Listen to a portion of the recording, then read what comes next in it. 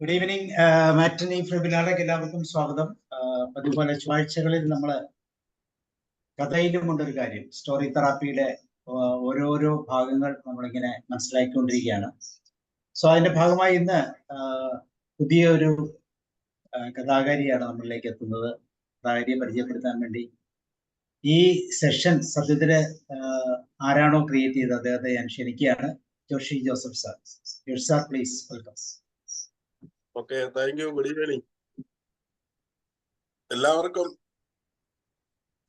ഈ സായാഹ്നത്തിന്റെ എല്ലാവിധ മംഗളങ്ങളും. ചൊവ്വാഴ്ചകൾ ഈ മാറ്റിനി വെബിനാർ പ്ലാറ്റ്ഫോമിനെ അലങ്കരിക്കുന്നത് കഥയിലുമുണ്ടൊരു കാര്യം എന്ന സെഗ്മെന്റ് കൊണ്ടാണ്. വളരെ പ്രബലമായ ഈ പ്ലാറ്റ്ഫോം ആഴ്ചയിലെ 7 ദിവസവും വ്യത്യസ്തങ്ങളായ വിഭവങ്ങൾ ഒരുക്കിക്കൊണ്ട്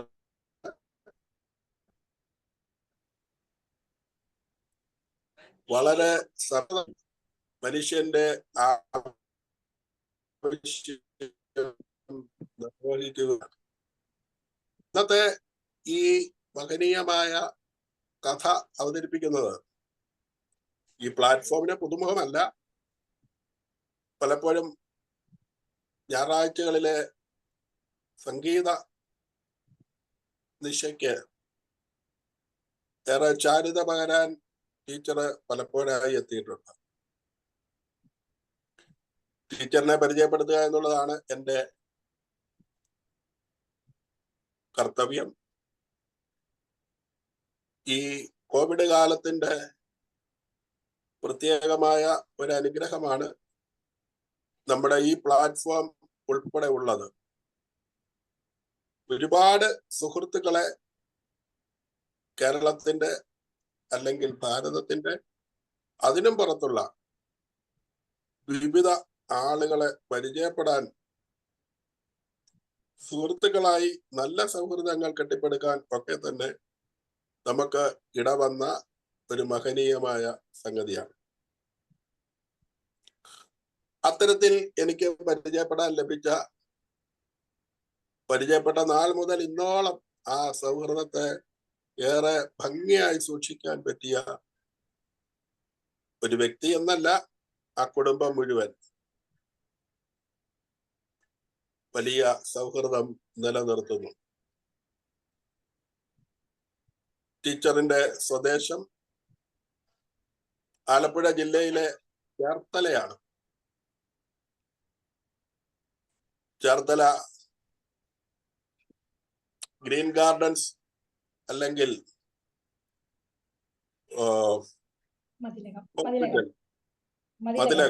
മതിലകം ഹോസ്പിറ്റൽ എന്ന് നമ്മളെല്ലാവരും ഏറെ അറിയപ്പെടുന്ന ആ ഹോസ്പിറ്റലിന്റെ ജസ്റ്റ് ഓപ്പോസിറ്റ് ആണ് ടീച്ചറിന്റെ വീട്.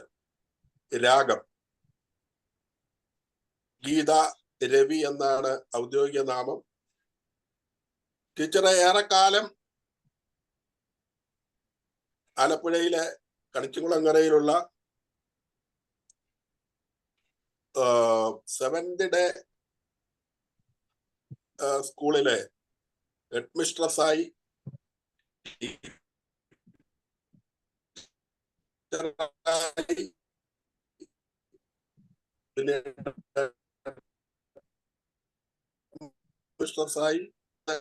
റിട്ടയർ ചെയ്ത് വലിയ ഏറെ സന്തോഷത്തിൽ ജീവിക്കുന്ന ഒരു കുടുംബമാണ് രാഗം.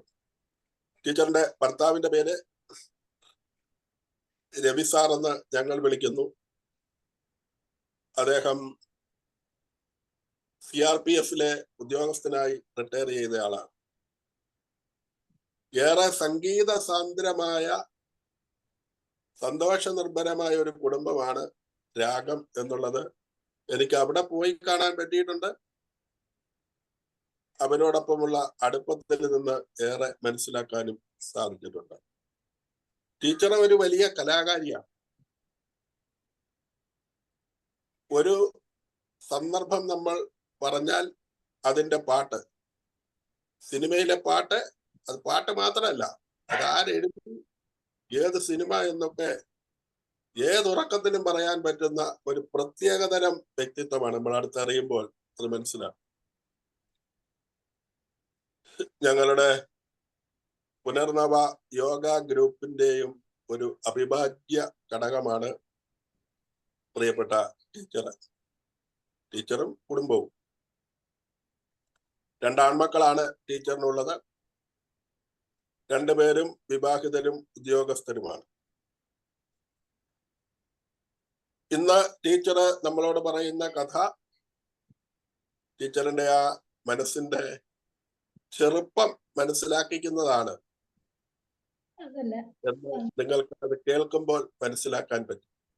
ചെറിയ 2 കഥകളാണ്. സശ്രദ്ധം നമുക്ക് ആ കഥ കേൾക്കാം. കേട്ടിട്ട് നമ്മുടെ ഈ സെഗ്മെന്റിന്റെ പേരായ കഥയിലുമുണ്ടൊരു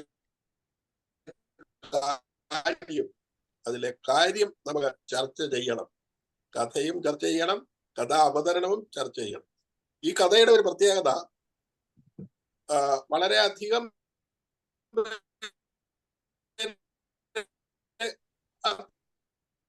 തരത്തിൽ കഥ എഴുതിയ ആരംഭിക്കുന്ന ഒരു പ്രത്യേകതയാണ് ഇവിടെ എടുത്തു പറയാറുള്ളത്. അങ്ങനെയുള്ള ഏതാനും ചിലര് ഇതിന്റെ അകത്ത് വന്നിട്ടുണ്ട്. ഏതാനും ചിലരേ ഉള്ളൂ. ഏറെയും മറ്റുള്ളതായിരുന്നു. എന്നാൽ ഇത് ചെറിയ കഥയാണ്. നമുക്ക് ഹൃദയപൂർവ്വം ഞങ്ങളുടെ എല്ലാവരുടെയും പേരിൽ, വിശിഷ്യ ഈ പ്ലാറ്റ്ഫോമിന്റെ എല്ലാമായ അമരക്കാരൻ സാബു സാറിന്റെ പേരിലും ഈ വലിയ നിറഞ്ഞ പ്ലാറ്റ്ഫോമിലേക്ക് ഹൃദയപൂർവ്വം സ്വാഗതം ചെയ്തുകൊള്ളുന്നു. Thank you. വളരെ നന്ദി സാറേ. സ്വാഗതം ചെയ്തു. ഇത്രയ്ക്കൊക്കെ വേണമെന്ന് ഞാൻ ആലോചിച്ചു. ഞാൻ അത്ര വലിയ സംഭവമൊന്നും അല്ല. നമ്മളിങ്ങനെ ഒരു കുട്ടിത്തം വിട്ടുമാറാതെ ഇങ്ങനെ സാറ് പറഞ്ഞ കഥ ഞാൻ അതായിരിക്കില്ല എന്ന് തോന്നുന്നു. സാറ് പറഞ്ഞ ഒരു കുട്ടിത്തം തോന്നുന്ന കഥയല്ലായിരിക്കും എനിക്ക് തോന്നുന്നു. ഞാൻ പറയുന്നത് 2 കഥ പറയുന്നുണ്ട്.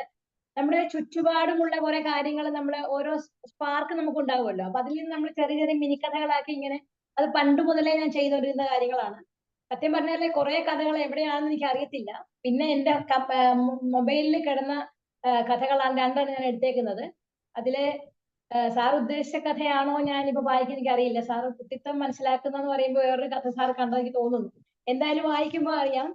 എല്ലാവരുടെ സമ്മതത്തോടും കൂടി ആദ്യ കഥയായ ബന്ധനസ്ഥൻ ഞാൻ വായിക്കുകയാണ്. എല്ലാവരുടെ അനുഗ്രഹം ഉണ്ടാവണം.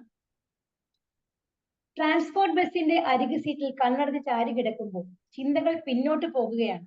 ഇപ്പോൾ കുറച്ചു കാലമായി ഇതാണ് പതിവ്. KSRTC pensioner. ടിക്കറ്റിന് കാശ് വേണ്ട. രാവിലെ ബസ്സിൽ കയറി എങ്ങോട്ടെങ്കിലും പോകും. എവിടെയെങ്കിലും ഇറങ്ങി നടക്കും. ഉച്ചയ്ക്ക് ചില ദിവസങ്ങളിൽ കയ്യിൽ കരുതുന്ന പൊതിച്ചോറ് കഴിക്കും. ചിലപ്പോൾ ഏതെങ്കിലും പാലിയേറ്റീവ് കെയർ യൂണിറ്റ് വിതരണം ചെയ്യുന്ന പൊതിച്ചോറ് താലൂക്ക് ഹോസ്പിറ്റലിൽ നിന്ന് വാങ്ങി കഴിക്കും.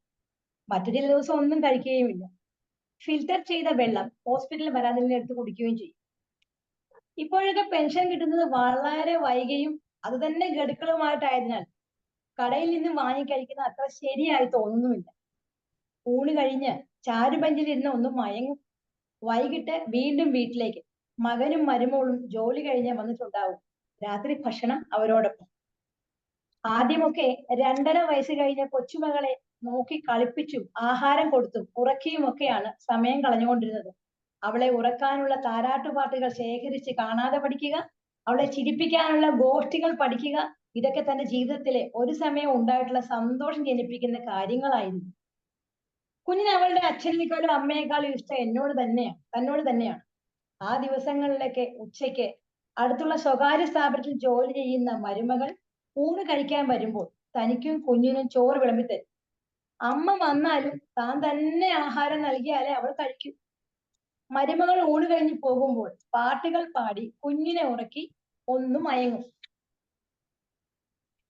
ഒരു മയക്കം കഴിഞ്ഞ് എണീറ്റ് വീടിന്റെ ചുറ്റുമുള്ള ചില ജോലികളൊക്കെ ചെയ്ത് പറമ്പൊക്കെ വരണ്ടി വൃത്തിയാക്കി അപ്പോഴാണ് പൂപ്പേ പൂപ്പേ എന്നുള്ള വിളി. തന്റെ പൊന്നൂട്ടി അങ്ങനെയാണ് തന്നെ വിളിക്കാറ്. ഉറച്ച നാൾ മുതൽ അപ്പൂപ്പ എന്ന് പറഞ്ഞു കൊടുക്കുമ്പോഴൊക്കെ പൂപ്പേ എന്നേ വിളിക്കുള്ളൂ. പെട്ടെന്ന് കൈകാലുകൾ വൃത്തിയാക്കി അവളെ കൊഞ്ചിച്ചെടുത്ത് വാഷ്റൂമിലൊക്കെ കൊണ്ടുപോയി വന്ന് താഴെ ഇരുത്തി കളിപ്പാട്ടങ്ങളൊക്കെ നിർത്തിയിട്ട് കൊടുക്കുമ്പോൾ പാൽ തിളപ്പിച്ച് കുപ്പിയിലാക്കി കൊടുക്കും. അപ്പോൾ തന്നെ അവൾ നേരെ മലർന്നങ്ങ് കിടക്കും. ആ കുഞ്ഞിക്കാലെടുത്ത് മറ്റേ കാലിലേക്ക് ഒരു കിടപ്പുണ്ട്. ആ കിടപ്പിലാണ് പാൽ കുടിക്കുന്നത്. പൂപ്പയുടെ മാലാഖക്കുട്ടി റാണിക്കുട്ടിയാണോ എന്ന് കൊഞ്ചിച്ച് ചോദിക്കുമ്പോൾ പാൽക്കുപ്പി വായിൽ നിന്നും മാറ്റി കണ്ണിറുക്കി ഒരു സുന്ദരൻ ചിരിയുണ്ട്. അത് ഓർക്കുമ്പോൾ തന്നെ മനസ്സിൽ വാത്സല്യം അണപൊട്ടുകയാണ്. അടിക്കടി ടിവിയിലും പത്രങ്ങളിലും ഒക്കെ വരുന്ന ചില നെഗറ്റീവ് ആയിട്ടുള്ള വാർത്തകൾ നിർമ്മലയെ, തന്റെ മരുമകളെ അസ്വസ്ഥയാക്കിയിട്ട് കാണും. അതായിരിക്കണം ഒരു ദിവസം അവൾ പറഞ്ഞു, അച്ഛാ, നമുക്ക് ഇവളെ പ്ലേ സ്കൂളിലാക്കിയാലോ? അതാകുമ്പോൾ മറ്റു കുഞ്ഞുങ്ങളുമായി ഇടപെട്ട് പൊരുത്തപ്പെട്ട് വരുമല്ലോ. 2.5 വയസ്സല്ലേ ആയുള്ളൂ മോളെ, ഒരു വർഷം കൂടി കഴിഞ്ഞു പോരെ? ചോദ്യത്തിന് സാരമില്ല അച്ഛാ, ശീലിക്കട്ടെ എന്നായിരുന്നു മറുപടി. മകൻ അതിനെ പിന്താങ്ങിയപ്പോൾ നെഞ്ചിനുള്ളിലെ മുറിവിന്റെ വിങ്ങലിൽ ആരോ മുളകരച്ചു പുരട്ടിയതുപോലെ. തന്റെ ഇന്ദിര ഉണ്ടായിരുന്നെങ്കിൽ. ഒരു വർഷം മുമ്പ് ശ്വാസം മുട്ടൽ വന്ന് അവൾ 4-5 ദിവസം ആശുപത്രിയിൽ കിടന്നു. നേരത്തെ തന്നെ വലിവിന്റെ ഒരു പ്രശ്നം ഉണ്ടായിരുന്നു.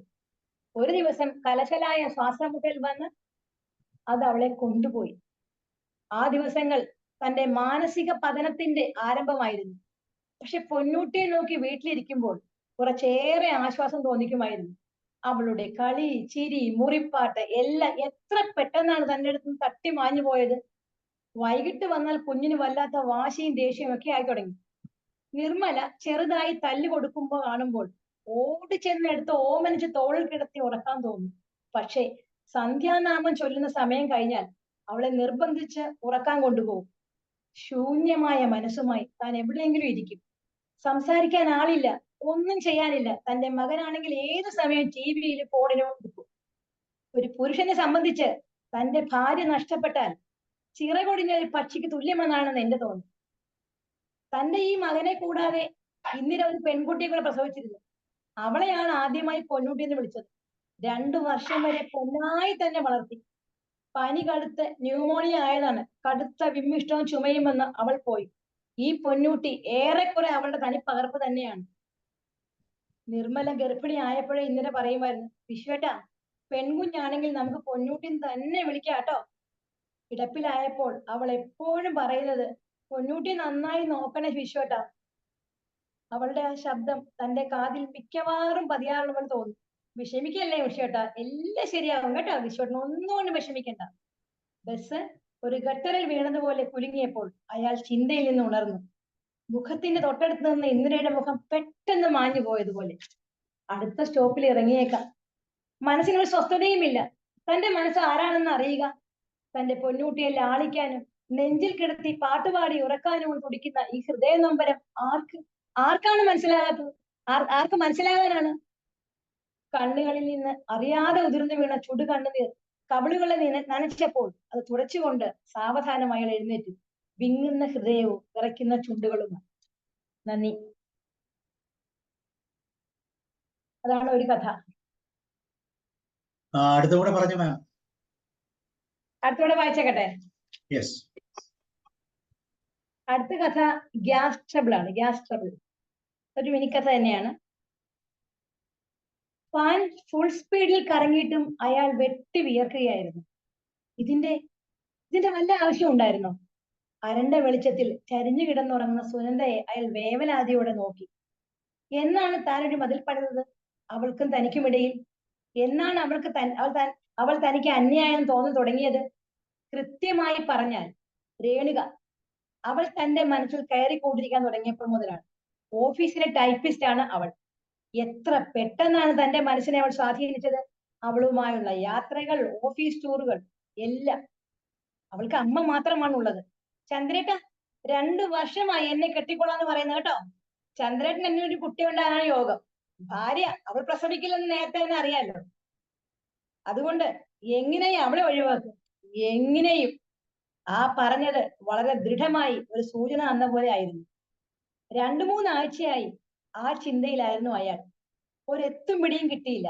അവൾ രേണുകയാണ് പറഞ്ഞത്, ചന്ദ്രേട്ടാ, ഗ്യാസ് സിലിണ്ടർ രാത്രി ചെറുതായി തുറന്നിട്ട് അടുപ്പും ചെറുതായി ഓൺ ചെയ്ത് വെക്കണം. അടുക്കള വാതിൽ നന്നായി ചേർത്തടയ്ക്കണം. വെളുപ്പിന് ചന്ദ്രേട്ടൻ വിവരം അറിയും. വിഷമിച്ചിട്ട് കാര്യമില്ല. ഞാൻ പറഞ്ഞേക്കാം, അല്ലെങ്കിൽ പിന്നെ ഞാൻ ഈ ഭൂമിയിൽ ഉണ്ടാവില്ല. ചന്ദ്രേട്ടൻ എന്നെ കാണില്ല, ഓർത്തോ. ഇപ്പൊ എത്ര മണിയായി കാണും? അയാളുടെ നെഞ്ച് പെരുമ്പറ കൊട്ടിക്കൊണ്ടേയിരുന്നു. 5:30 മണിയാകുമ്പോൾ അവൾ എണീക്കും. ഓഫീസിലേക്കുള്ള ചോറും കറികളും പിന്നെ പ്രഭാത ഭക്ഷണം, അങ്ങനെ എല്ലാം. ഒരു പരാതിയോ പരിഭവമോ ഒന്നുമില്ല. ദൈവമേ, എനിക്ക് എന്താണ് പറ്റിയത്? അയാൾ അയ്യോ എന്ന് ഉറക്കെ വിളിച്ചു പോയി. അത് കേട്ടുണർന്ന അവൾ, എന്റെ പൊന്നെ, ചന്ദ്രേട്ടാ, എന്താ പറ്റിയേ? അവൾ അയാളെ കുലുക്കി വിളിച്ചു. അപ്പോഴേക്കും അയാൾ കണ്ണുകൾ ഇറക്കിപ്പൂട്ടി കള്ള ഉറക്കം നടിച്ചു കിടന്നു. പാവം, സ്വപ്നം കണ്ടതാവും. ചന്ദ്രേട്ടനോട് പ്രാർത്ഥിച്ചു കിടക്കാൻ പറഞ്ഞ കേൾക്കില്ല. നാളെ ഒരു അമ്പലത്തിൽ പോയിട്ട് ഒരു നൂല് കെട്ടണം, ജപിച്ചു കെട്ടണം. അതൊക്കെ ആത്മഘാതം പറഞ്ഞിട്ട് ഉറക്കത്തിലേക്ക് അവൾ വഴുതി വീണു. താൻ ഹൃദയാഘാതം വന്ന് മരിക്കുമോ എന്ന് ഒരു വേള അയാൾ ഭയന്നു.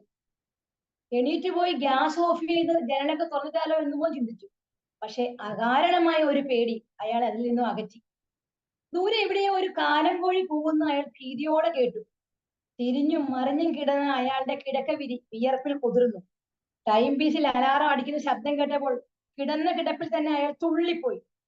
ഇന്ന് നേരത്തെയാണല്ലോ. മുറിയിൽ അവൾ തെളിച്ച സീറോ ബൾബിന്റെ വെട്ടത്തിൽ അയാൾ കണ്ടു സമയം 4 മണി.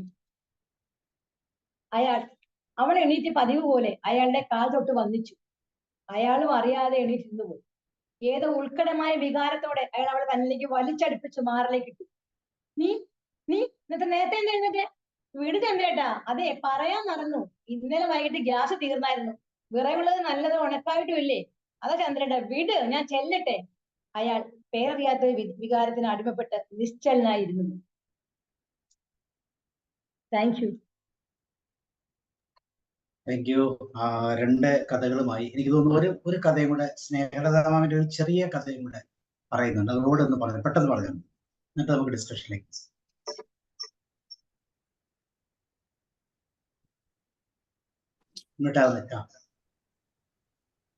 അൺമ്യൂട്ടാണോ? കേക്കാവോ സാറേ? കേക്കാം. ഞാൻ എഴുതിയ ഒരു പുസ്തകമാണ് ഓർമ്മച്ചെപ്പ്. അതിലൊരു 14 കഥയുണ്ട്. അതിലൊരു കഥയാണ് സ്വയം കൃത അനർത്ഥം. മീനാക്ഷി സൂപ്പർ മാർക്കറ്റിൽ വെച്ച് കൂട്ടുകാരി രമ്യയെ കണ്ടു. വളരെ നാൾ കൂടി കണ്ടതാ. നമുക്കൊരു ചായ കുടിക്കാം. അവർ കഫേയിൽ പോയി. കൊച്ചു വർത്താനം പറയുന്നതിനിടയിൽ രമ്യയോട് പറഞ്ഞു, സുധിയേട്ടൻ ഇപ്പോ എന്നോട് ഒരു സ്നേഹവും ഇല്ല. അവധി ദിവസം മക്കളുമായി ബീച്ചിലോ പാർക്കിലോ ഒന്നും വരില്ല. ഞാൻ തന്നെ കൊണ്ടുപോയിക്കോളാനാ പറയുന്നത്. നീ ഡ്രൈവിംഗ് പഠിക്കേ, കാറുണ്ടല്ലോ, കുട്ടികളെയും കൊണ്ട് നിനക്ക് പോകാമല്ലോ. എന്നിട്ട് ശബ്ദം താഴ്ത്തി, സുധിക്ക് ഓഫീസിലെ രജനിയുമായി ചുറ്റിക്കളി ഉണ്ടെന്ന് ഞാൻ അറിഞ്ഞായിരുന്നു. അത് നിന്നോട് ഞാൻ ഇതുവരെ പറഞ്ഞില്ല. നീ അത് പറഞ്ഞ് വഴക്കുണ്ടാക്കല്ലേ. വൈകുന്നേരം സുധി വന്നപ്പോൾ കടന്നല് കുത്തിയതുപോലെയുള്ള മുഖം. സുധി ചോദിച്ചു, എന്താ നീ വല്ലാതിരിക്കുന്നത്? പനിയോ മറ്റോ? ഏയ് ഒന്നുമില്ല, എനിക്ക് ഡ്രൈവിംഗ് പഠിക്കണം. അതിനെന്താ, ഞാൻ പണ്ടേ പറഞ്ഞതല്ലേ. നീയല്ലേ മടിച്ചിരിക്കുന്നത്. നീ നേഴ്സിംഗ് പഠിച്ചതാ, അതിന്റെ ജോലി കിട്ടും. ഡ്രൈവിംഗ് ഒന്നും പഠിക്കുന്നില്ല എന്നും പറഞ്ഞ്, അടുക്കളക്കാരിയോ വലിയ ആനക്കാരിയോ എന്നും പറഞ്ഞ് മീനാക്ഷി ഡ്രൈവിംഗ് പഠിക്കാൻ തുടങ്ങി. ഡ്രൈവിംഗ് സ്കൂളിലെ പയ്യനാണ് പഠിപ്പിച്ചത്. ഒരു ദിവസം സുധിയുടെ ഒരു കൂട്ടുകാരൻ സുധിയോട് ചോദിച്ചു, സുധി, നിന്റെ ഭാര്യ ഒരു പയ്യനുമായി കറങ്ങുന്നത് പല ദിവസം ഞാൻ കണ്ടു. അവൾ ഡ്രൈവിംഗ് പഠിക്കുന്നതാ എന്ന് സുധി മറുപടി പറഞ്ഞു. എങ്കിലും കൂട്ടുകാരൻ ഒന്നിരുത്തി മൂളി. അന്ന് കടന്നൽ കുത്തിയതുപോലെ വീട്ടിലെത്തിയത് സുധിയായിരുന്നു. സുധിയോട് മീനാക്ഷി ചോദിച്ചു, എന്താ സുധിയേട്ടാ വല്ലാതിരിക്കുന്നത്? നീ ആ പയ്യനുമായിട്ട് കറങ്ങി നടക്കുകയാണോ? മീനാക്ഷിയുടെ കൺട്രോള് പോയി. സുധിയേട്ടൻ രജനിയുമായിട്ട് നടക്കുന്ന പോലെ അല്ല. ഇതെന്റെ അനിയന്റെ പ്രായമുള്ള ചെറുക്കനാ. അവനെന്നെ ഡ്രൈവിംഗ് പഠിപ്പിക്കുക. അന്ന് ആദ്യമായി സുധി മീനാക്ഷിയെ അടിച്ചു. പിന്നെ എല്ലാ ദിവസവും വീട് യുദ്ധക്കളമായി. കുഞ്ഞുങ്ങൾ അമ്മയെ അടിക്കാതിരിക്കാൻ അച്ഛനെ കെട്ടിപ്പിടിച്ചു. അവർക്കും കിട്ടിയ അടി. സുധി മീനാക്ഷിയെ വീട്ടിൽ കൊണ്ടുവന്നാക്കി. മക്കളെ ബോർഡിങ്ങിലാക്കി. കൊറോണക്കാലം. മീനാക്ഷിക്ക് ജോലി കിട്ടി. എല്ലാവരും വീട്ടിൽ പോകാൻ പറ്റാത്തതിൽ അസ്വസ്ഥപ്പെടുമ്പോൾ മീനാക്ഷിക്ക് മാത്രം സമാധാനം. വീട്ടിൽ ചെന്നാൽ ഭർത്താവ് കയറ്റില്ല, മക്കൾ ബോർഡിങ്ങിലാണ്, എത്ര സമയം വേണമെങ്കിലും ജോലി ചെയ്യാം. 2 വർഷം കൊറോണ വിട്ടകന്നു. മീനാക്ഷി വിദേശത്ത് പോകാനുള്ള IELTS പരീക്ഷയ്ക്ക് ചേർന്നു, വിജയിച്ചു. ലണ്ടനിൽ ജോലി കിട്ടി. 1 വർഷം ലണ്ടനിൽ ജോലി ചെയ്തു. മക്കളെ ഒപ്പം കൊണ്ടുവരാനുള്ള കാര്യങ്ങളും ചെയ്തു. കരഞ്ഞു കാല് പിടിച്ചിട്ടും തന്നെ ചവിട്ടി പുറത്താക്കിയ ഭർത്താവിനോട് മക്കളെ ലണ്ടനിലോട്ട് അയക്കാൻ ആവശ്യപ്പെട്ടു. സുധി മക്കളെ ബോർഡിങ്ങിൽ നിന്ന് വീട്ടിലോട്ട് കൊണ്ടുവന്നു. ലണ്ടനിൽ പോകാനുള്ള മക്കളുടെ അവസരം താനായിട്ട് എന്തിനില്ലാതാക്കണം? അവർ അവിടെ പോയി പഠിക്കട്ടെ. മക്കൾ മീനാക്ഷിയുടെ അടുത്തേക്ക് പോയി. അച്ഛനും തങ്ങളോടൊപ്പം വന്നെങ്കിലെന്ന് മക്കൾ ആഗ്രഹിച്ചു. പക്ഷേ 2 ധ്രുവങ്ങളിൽ ജീവിക്കുന്ന അച്ഛനെയും അമ്മയെയും ഒന്നിപ്പിക്കാൻ ആ പിഞ്ചു കുഞ്ഞുങ്ങൾക്ക് ആവില്ലല്ലോ. സുധിക്ക് സഹപ്രവർത്തകയുമായി ഒരു സൗഹൃദം മാത്രമേ ഉണ്ടായിരുന്നുള്ളൂ. സുധി ഇന്ന് ഒറ്റയ്ക്കാണ്. മക്കളും ഭാര്യയും കൂടെ ഉണ്ടായിരുന്ന ആ നല്ല കാലം ഓർമ്മയിൽ മാത്രം.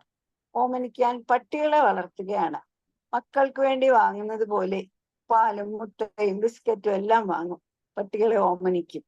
സ്വയംകൃത അനർത്ഥം. ഇത്രേ ഉള്ളു sir.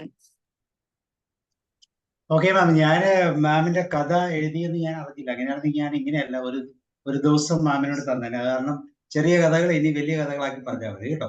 Okay, thank you. Josh sir. പെൺകുട്ട ഇടുന്ന താറാവിന്റെ ഒരു കഥ. ശ്രീമാരിമ എന്താ പറഞ്ഞേ? പെൺമുട്ടായാലോ എന്താ പറഞ്ഞേ? പെൺമുട്ട ഇടുന്ന താറാവിന്റെ കഥ. നാളെ വായനാവാരമായതുകൊണ്ട് ഞാൻ നോക്കി. 1 മിനിറ്റിന്റെ ഒരു കഥ. Okay okay okay. Good evening all. Teacher, ഞാൻ ഇന്നൊരു കഥ പറയാൻ പോവുകയാണ്. ഈ ആഴ്ച വായനാവാരമാണല്ലോ, നാളെ തുടങ്ങുകയല്ലേ. അതുകൊണ്ട് ചെറിയ കഥ, നമുക്കെല്ലാം നല്ല പരിചിതമായ കഥ. ഒരു പൊന്മുട്ടയിടുന്ന താറാവിന്റെ കഥ. ഒരിടത്തൊരു കൃഷിക്കാരനുണ്ടായിരുന്നു. അയാൾക്കൊരു താറാവും ഉണ്ടായിരുന്നു. താറാവ് ദിവസവും ഒരു പൊന്മുട്ട ഇടുമായിരുന്നു. സാധാരണ താറാവ് എന്താ ചെയ്യുന്നേ? സാധാ മുട്ടയിടും അല്ലേ? പക്ഷെ ഈ കൃഷിക്കാരന് കിട്ടുന്നതാണെങ്കിലോ പൊന്മുട്ട. അയാൾ പണക്കാരനായി. കൊട്ടാര സമാനമായ വീട്, സമ്പത്ത് എല്ലാം അയാൾക്ക് കിട്ടി. പക്ഷെ എന്തു പറയാനാ, കൃഷിക്കാരൻ ചിന്തിച്ചു, ഒരു ദിവസം ഒരു മുട്ട അതുപോലെ. ഭാര്യയുമായിട്ട് അയാൾ ആലോചിച്ചു, നമുക്ക് താറാവിന്റെ വയറ് കീറിയാലോ, മുഴുവൻ മുട്ടയും ഒരുമിച്ച് കിട്ടും. ഭാര്യ സമ്മതിച്ചു. അയാൾ താറാവിന്റെ വയറ് കീറി. എന്താ ഉണ്ടായ സംഭവം? കഷ്ടം, ഒന്നുമില്ല, ഉള്ളതും പോയി. ഇനി നാളെ മുതൽ ഒരു മുട്ട കിട്ടിയിരുന്നതും ഇല്ലാണ്ടായല്ലോ. ഇതിൽ നിന്ന് നാം എന്താ മനസ്സിലാക്കേണ്ടത്? അത്യാഗ്രഹം പാടില്ല, ഉള്ളത് കൊണ്ട് തൃപ്തിപ്പെടുക. സാർ, നമ്മൾ ഉണ്ടാക്കിയ കഥയാണെങ്കിലും നമുക്ക് വായിക്കാമോ? പിന്നെന്താ, തീർച്ചയായും. Okay, Josh sir.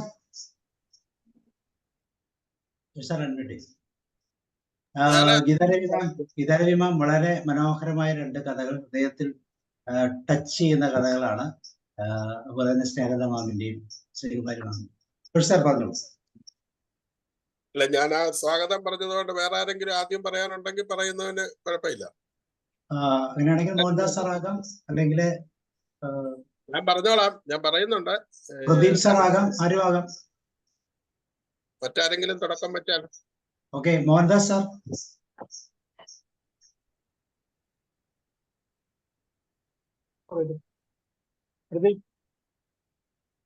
പ്രദീപ് ഉണ്ടോ? കേൾക്കാം, പറഞ്ഞോളൂ.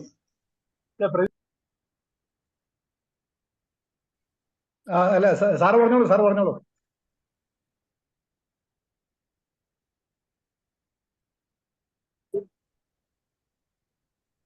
അങ്ങനെയെങ്കിൽ ഞാൻ തന്നെ പറയാം. എന്നാ സാർ പറഞ്ഞോ, സാർ തുടങ്ങി. ഓക്കെ. ഹലോ, മോഹൻ സാർ പറയുന്നുണ്ടോ? പറയാം. എന്നാ പറഞ്ഞു.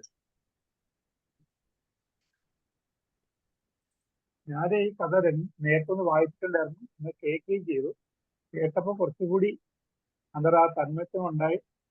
വളരെ എന്താ പറഞ്ഞാല് ഈ ആനുകാലികമായിട്ടുള്ള ഒരു സംഭവമാണ്. KSRTC പെൻഷന്റെ കാര്യം ഇത് പറയുന്നുണ്ട്, അവരുടെ ദൈനംദിന ജീവിതം ഇത് പറയുന്നുണ്ട്. ഇതിനിടയ്ക്ക് അവർ കണ്ടെത്തുന്ന ചില നുറുങ്ങ് സംതൃപ്തികള്, അതിൽ അദ്ദേഹത്തിന്റെ ആ വിശ്വന്റെ ജീവിത പശ്ചാത്തലം, ഭാര്യ മരിച്ചു പോകുമ്പോഴുണ്ടാകുന്ന ഒരവസ്ഥ, അതിൽ നിന്ന് ഒരു റിലീഫ് കിട്ടുന്നത് കൊച്ചുമകളുടെ ഇവിടെയുള്ള ഒരു സാമീപ്യം, അതിനെയും എന്താ പറയുക സമൂഹത്തിലുള്ള ആ ദുഷിച്ച ചിന്തകളുടെ അടിസ്ഥാനത്തിൽ അതിനെയും വേർപ്പെടുത്തുമ്പോൾ ഉണ്ടാകുന്ന മനോവേദന. അത് ഒന്ന് മറക്കാൻ വേണ്ടിയിട്ടാണ് അദ്ദേഹം ഇങ്ങനെ രാവിലെ എണീറ്റ് യാത്ര തുടങ്ങുന്നത്. അപ്പം ശരിക്കും പറഞ്ഞാല് വളരെ സെൻസിറ്റീവ് ആയിട്ടുള്ള എന്താ പറഞ്ഞ പോലെ ഓരോ കുടുംബങ്ങളിൽ നടക്കുന്ന അല്ലെങ്കിൽ ഓരോ വ്യക്തിയും അനുഭവിക്കുന്ന ആ ഒരു പിന്നെ മനോദുഃഖങ്ങളെയാണ് ഇതിലൂടെ പ്രസന്റ് ചെയ്തിരിക്കുന്നത്. പിന്നെ പുതുതലമുറയുടെ മകനും മരുമകളും അവരുടെ കുഞ്ഞുമുള്ള ആ കുടുംബവും പിന്നെ അവിടെ ഒരു ബാധിതമായിട്ട് മാറുന്ന അച്ഛൻ്റെയും ഒരു അവസ്ഥ, അദ്ദേഹത്തിന് ഭാര്യ ഇല്ലാതാവുമ്പോൾ ഉണ്ടാകുന്ന ആ മനോവിഷമവും മക്കളുടെ പെരുമാറ്റത്തിൽ ഉണ്ടാകുന്ന ഇതൊക്കെ ആരോടും ഒന്ന് പുറത്ത് പറയാതെ തന്നെ സ്വയം ഉള്ളിൽ കൊണ്ട് നടന്ന് അത് പിന്നെ എപ്പോഴാ പ്രകടിപ്പിക്കുക, എങ്ങനെയാ അതിൽ നിന്ന് റിലീഫ് കിട്ടുക എന്നറിഞ്ഞ് പറ്റുന്ന ഒരു എന്താ പറഞ്ഞാൽ മുതിർന്ന പൗരന്റെ ഒരു ജീവിതത്തെയും വളരെ മിനിക്കഥയില് വളരെ നർമ്മമായിട്ടുണ്ട്. അതിനോടൊപ്പം തന്നെ കാര്യമായ കാര്യം അതിൽ ചിന്തിക്കാനുള്ളതുണ്ട്. കാരണം നമ്മൾ കഥയിൽ കൊണ്ട് ഒരു കാര്യം എന്നുള്ളത് തെറാപ്പിയാണ്, സ്റ്റോറി തെറാപ്പിയാണ്. ശരിക്കും ചിന്തിപ്പിക്കുകയും ചെയ്യുന്ന ഒരു കൊച്ചു കഥ. പക്ഷെ അതിൽ വളരെ അധികം യാഥാർത്ഥ്യങ്ങൾ അതിൽ അടങ്ങിയിട്ടുണ്ട്. നമ്മൾ എന്താ പറഞ്ഞാല് ഓരോ കുടുംബത്തിൽ നടക്കുന്ന കാര്യങ്ങൾ തന്നെയാണ്. പക്ഷെ നമ്മൾ ചിന്തിപ്പിക്കുന്നുണ്ട് എന്തുകൊണ്ട് ഇങ്ങനെ. കാരണം കാലഘട്ടത്തിന്റെ ഒരു അവസ്ഥയാണ്. രണ്ടാമത്തെ കഥയാണ് ഗ്യാസ് ട്രബിൾ. ശരിക്കും പറഞ്ഞാൽ ഇതൊരു കുടുംബത്തിന്റെ തന്നെ ദാമ്പത്യത്തിന്റെ ഉള്ളത് തന്നെ കുഞ്ഞുങ്ങളില്ലാത്ത ഒരു അവസ്ഥയിൽ അദ്ദേഹത്തിന് പുരുഷന് വേറെ സ്ത്രീയായിട്ട് ഉണ്ടാകുന്ന ഒരു അഫെയർ, അവർ കൊടുക്കുന്ന പ്രലോഭനങ്ങളും അല്ലെങ്കിൽ സമ്മർദ്ദം കാരണം കൊണ്ട് കൂടെ ഉള്ള ആളിനെ എങ്ങനെയെങ്കിലും ഒഴിവാക്കാനുള്ള ഒരു ശ്രമം. അവരാണെങ്കിൽ ആത്മാർത്ഥമായ എന്താ പറയുക ഭർത്താവിനോടുള്ള ഒരു കടപ്പാടും ഇതേപോലുള്ള സ്നേഹവും കൊണ്ട് ജീവിക്കുന്നത്. അവർ പറയുന്നുണ്ട് രാവിലെ എണീക്കുമ്പോൾ കാല് തൊട്ടു നമസ്കരിച്ചിട്ട് എണീക്കുന്ന ആ അത്രയ്ക്കുള്ള ഒരു പാതിവ്യത്യം സൂക്ഷിക്കുന്ന ഒരു സ്ത്രീയാണ് സുനന്ദ. അവരെയും പോലും തീരുമാനിക്കുന്നു എന്നുള്ളതാണ് കഥയുടെ പ്രധാനപ്പെട്ടത്. പക്ഷെ കാലം പറഞ്ഞാൽ കാലം കോഴി നേരത്തെ വിളിക്കുകയും ചെയ്തു തന്നേരാ. 4 മണിയായപ്പോൾ തന്നെ കാലം കോഴി വിളിച്ചു. അപ്പോഴൊക്കെ നമുക്കൊരു ടെൻഷനാണ്, ഇതെന്തോ സംഭവിക്കാൻ പോകുന്നു. കാലം കോഴി പ്രത്യേകം പറയുന്നുണ്ട്. കാലം വന്നോന്ന് നമുക്കുള്ളൊരു ജിഞ്ഞാട്ട് അല്ലെങ്കിൽ ഒരു പേടി നമുക്ക് തന്നുന്നുണ്ട്. പക്ഷെ അതിൽ നിന്നൊക്കെ വ്യത്യസ്തമായി ഒരു ട്വിസ്റ്റായിട്ട് വന്നു. ഗ്യാസ് സിലിണ്ടർ തീർന്നു പോയി. അതിൽ നിന്നും ആ വലിയൊരു അപകടത്തിൽ നിന്നും അവർ രക്ഷപ്പെട്ടെന്ന് മാത്രമല്ല, എന്താ പറയുന്നത്, പണ്ടത് പറയണ്ട കണവനെ കൺകണ്ട ദൈവം എന്ന് പറയാറുണ്ട്. ആ രീതിക്ക് ജീവിക്കുന്ന ഒരു കാര്യമായിരുന്നു സുനന്ദ. കണവനെ കൺകണ്ട ദൈവമായിട്ടും എന്ന് പറയുമ്പം അതിൽ തന്നെ പറയുന്നുണ്ട്, തന്നെ പറയുന്നുണ്ട്, അങ്ങനെ പാതിവ്യത്യമുള്ള ഒരു സ്ത്രീ പറയുകയാണെങ്കിൽ മഴ പെയ്യെന്ന് പറഞ്ഞാൽ മഴ പെയ്യും എന്നാണ് പറയുന്നത്. അപ്പൊ അത്രയ്ക്കും എന്താ പറയുക സത്യസന്ധയും ശുദ്ധ മനസ്സോടും കൂടി ആത്മാവായിട്ട് കഴിയുന്ന ഒരു പണ്ടത്തെ ആ കാലഘട്ടമാണ്. പക്ഷെ ഇപ്പോഴാണ് അത് പറയുന്നതിലും ആ സ്ത്രീയുടെ ഒരു എന്താ പറഞ്ഞാൽ ചട്ടക്കൂട് അല്ലെങ്കിൽ സമൂഹത്തിൽ പണ്ട് നമ്മളിൽ ഉണ്ടായിരുന്ന ആ ഒരു കാഴ്ചപ്പാടും ആ സ്ത്രീത്വം എന്ന് പറയുന്നതിന്റെ ഒരു മഹത്വവും നന്നായിട്ട് ഇതിൽ വരുന്നുണ്ട്. ആ മഹത്വം തന്നെയാണ് അല്ലെങ്കിൽ അവരുടെ ആ ആത്മാർത്ഥം തന്നെയാണ് അവരെ ഈ ആപത്തിൽ നിന്നും രക്ഷപ്പെട്ടത്.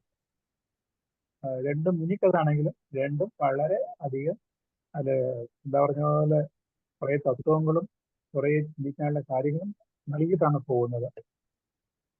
ഞാൻ വളരെയധികം എനിക്കത് കൃത്യമായിട്ട് മറ്റു 2 കഥകളാണ്.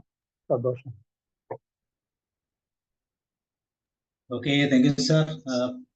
പ്രദീപ് സാറാണോ? പ്രദീപ് സാർ പറയുമോ അതോ ജോഷ് സാർ? ആരെങ്കിലും സംസാരിക്കുന്നുണ്ടെങ്കിൽ നന്നായിരുന്നു. ജോഷ് സാർ പറയും. Josh sir admit. ഓക്കെ, ഇങ്ങനെ 3 ടീച്ചർമാരിലൂടെ 4 കഥകൾ.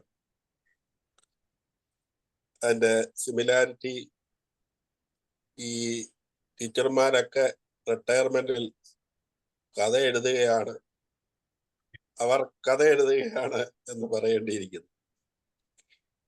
അവർക്ക് ഒരുപാട് കഥകൾ പറയാനുണ്ടാവും കുട്ടികളുമായിട്ടുള്ള തങ്ങളുടെ ദീർഘകാലത്തെ ജീവിതത്തിൽ നിന്ന്. അതിലൂടെ പല കുടുംബങ്ങളെ പരിചയപ്പെട്ടിട്ടുണ്ടാവും. അവരൊക്കെ വന്ന് ഏറെ ആഴമായിട്ട് ഹൃദയവികാരങ്ങൾ തുറന്നു വയ്ക്കുന്ന ഇടമാണ് പ്രധാനമായും നല്ല ടീച്ചർമാരുടെ അടുത്ത്. അതുകൊണ്ട് നിങ്ങൾക്ക് 3 പേർക്കും ഇനിയും ധാരാളം കഥകൾ എഴുതാൻ സാധിക്കട്ടെ എന്ന് ആദ്യം തന്നെ പൊതുവായി ആശംസിക്കുന്നു. സ്നേഹലത ടീച്ചറും ഗീത ടീച്ചറും പറഞ്ഞ കഥയിൽ മറ്റൊരു സിമിലാരിറ്റി എനിക്ക് ദർശിക്കാൻ പറ്റി.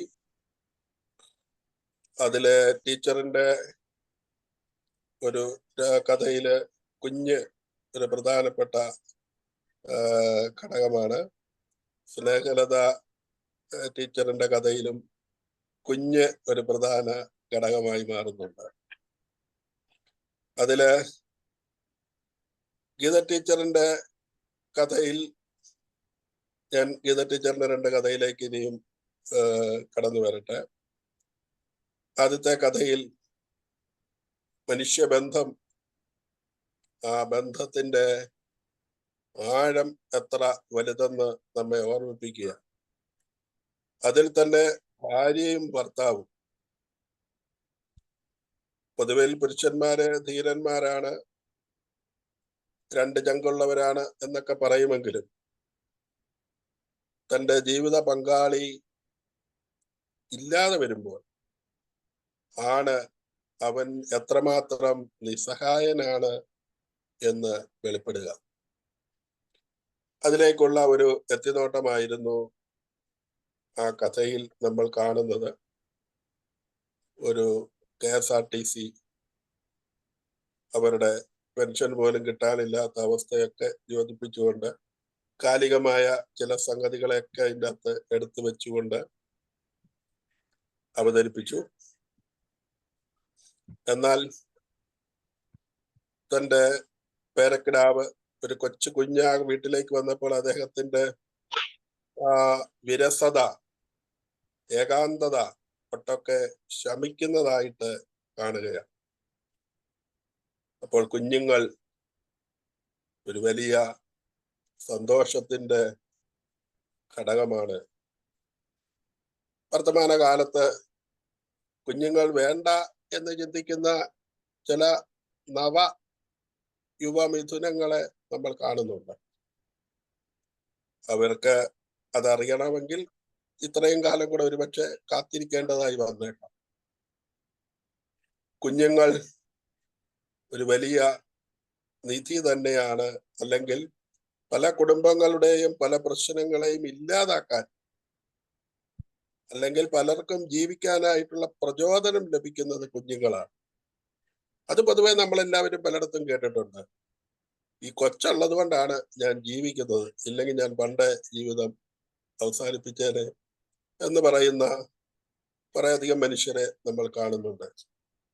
അതുകൊണ്ട് കുഞ്ഞുങ്ങളെ സ്നേഹിക്കാനും കുഞ്ഞുങ്ങളോടുള്ള ഒരു വലിയ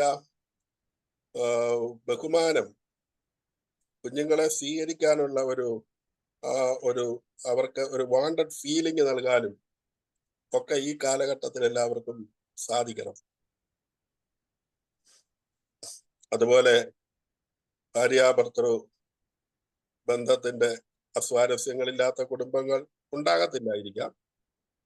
പക്ഷെ ഞാന് ദൂരെ നിന്നൊക്കെ വീക്ഷിക്കുമ്പോൾ, പറ്റാവുന്നത്ര അടുത്ത് എന്ന് വീക്ഷിക്കുമ്പോഴൊക്കെ ഗീത ടീച്ചറിന്റെ കുടുംബത്തിൽ അങ്ങനെ ഒരു അസ്വാരസ്യം ഉള്ളതായിട്ട് എനിക്ക് തോന്നിയിട്ടില്ല. അത് വളരെ എക്സ്ട്രാ ഓർഡിനറി, വളരെ വളരെ അപൂർവമായിട്ട് മൈക്രോ മൈന്യൂട്ട് എന്നൊക്കെ പറയാവുന്ന തരത്തിലുള്ള കുടുംബങ്ങളായിരിക്കുമെന്ന് ഞാൻ വിചാരിക്കുന്നു.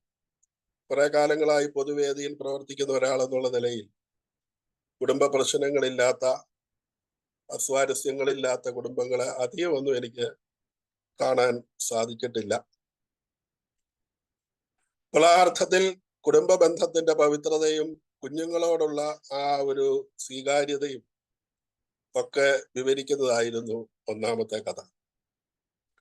രണ്ടാമത്തെ കഥയിലേക്ക് വരുമ്പോൾ അത് നമ്മുടെ 80കളിലെ നമ്മുടെ മലയാള വാരികയിലൊക്കെ പ്രത്യക്ഷപ്പെടുന്ന തരം കുറച്ച് പ്രേമവും അത്തരത്തിലുള്ള ഒരു ഇതിവൃത്തം നിറഞ്ഞു നിൽക്കുന്നത് പോലെ എനിക്ക് തോന്നി.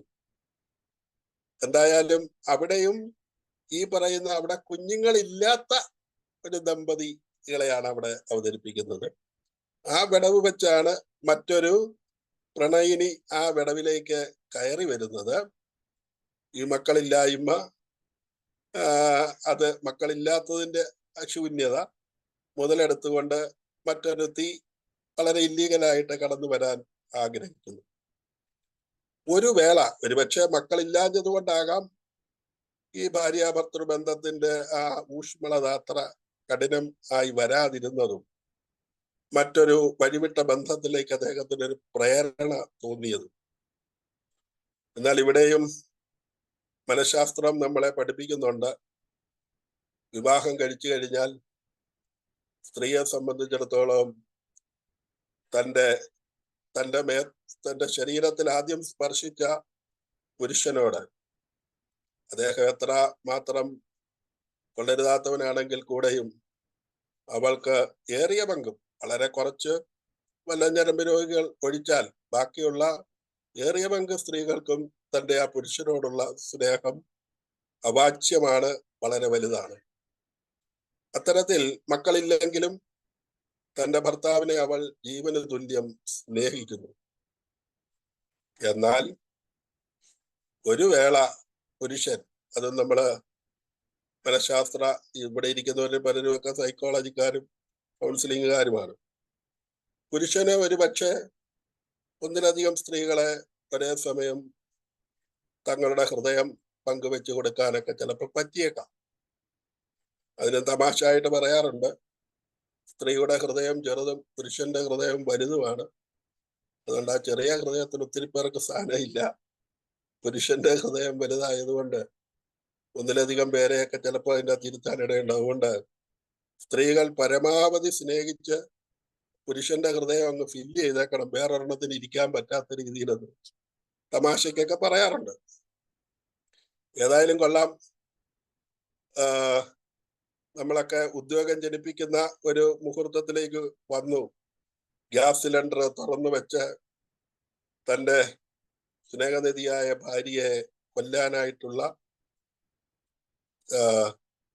കുടിലത ഓതിക്കൊടുത്തവളുടെ ആ സന്ദേശം സ്വീകരിച്ചുകൊണ്ട് പെരുമാറുന്നത്. എന്നാൽ ആ ദിനത്തിൽ വിധി അതിനനുവദിച്ചില്ല. എങ്കിലും ഇയാൾക്ക് കുറ്റബോധമുണ്ട്, അതാണ് മറ്റൊരു കാര്യം.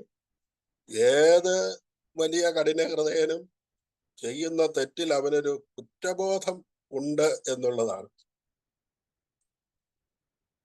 തീർച്ചയായിട്ടും അതൊരു തരം അനുഗ്രഹവുമാണ്. അങ്ങനെ തൻ്റെ ഭാര്യ മരിക്കാൻ പോകുന്നു അല്ലെങ്കിൽ മരണത്തിന്റെ മുന്നിലാണ് എന്നുള്ളത് അവനിൽ ഒരു വലിയ ഭീതി ഉണ്ടാക്കിയിട്ടുണ്ട്. അവൾ ലൈറ്റിട്ട് എഴുന്നേറ്റ് 4 മണി സമയം എഴുന്നേറ്റ് പോകുമ്പോൾ അവിടെ വെച്ച് കഥ ഒരു ട്വിസ്റ്റാണ്. നീ എന്തിനാണ് എഴുന്നേൽക്കുന്നത് നേരത്തെ എന്ന് ചോദിക്കുമ്പോൾ അത് അവന്റെ ഒരു മനസ്സിന്റെ വേദനയിൽ നിന്ന് ചോദിക്കുന്നത് കൂടിയാണ്. ഒരാണല്ലോ ഗ്യാസ് തീർന്ന കാര്യവും വിറകിന്റെ കഥയും ഒക്കെ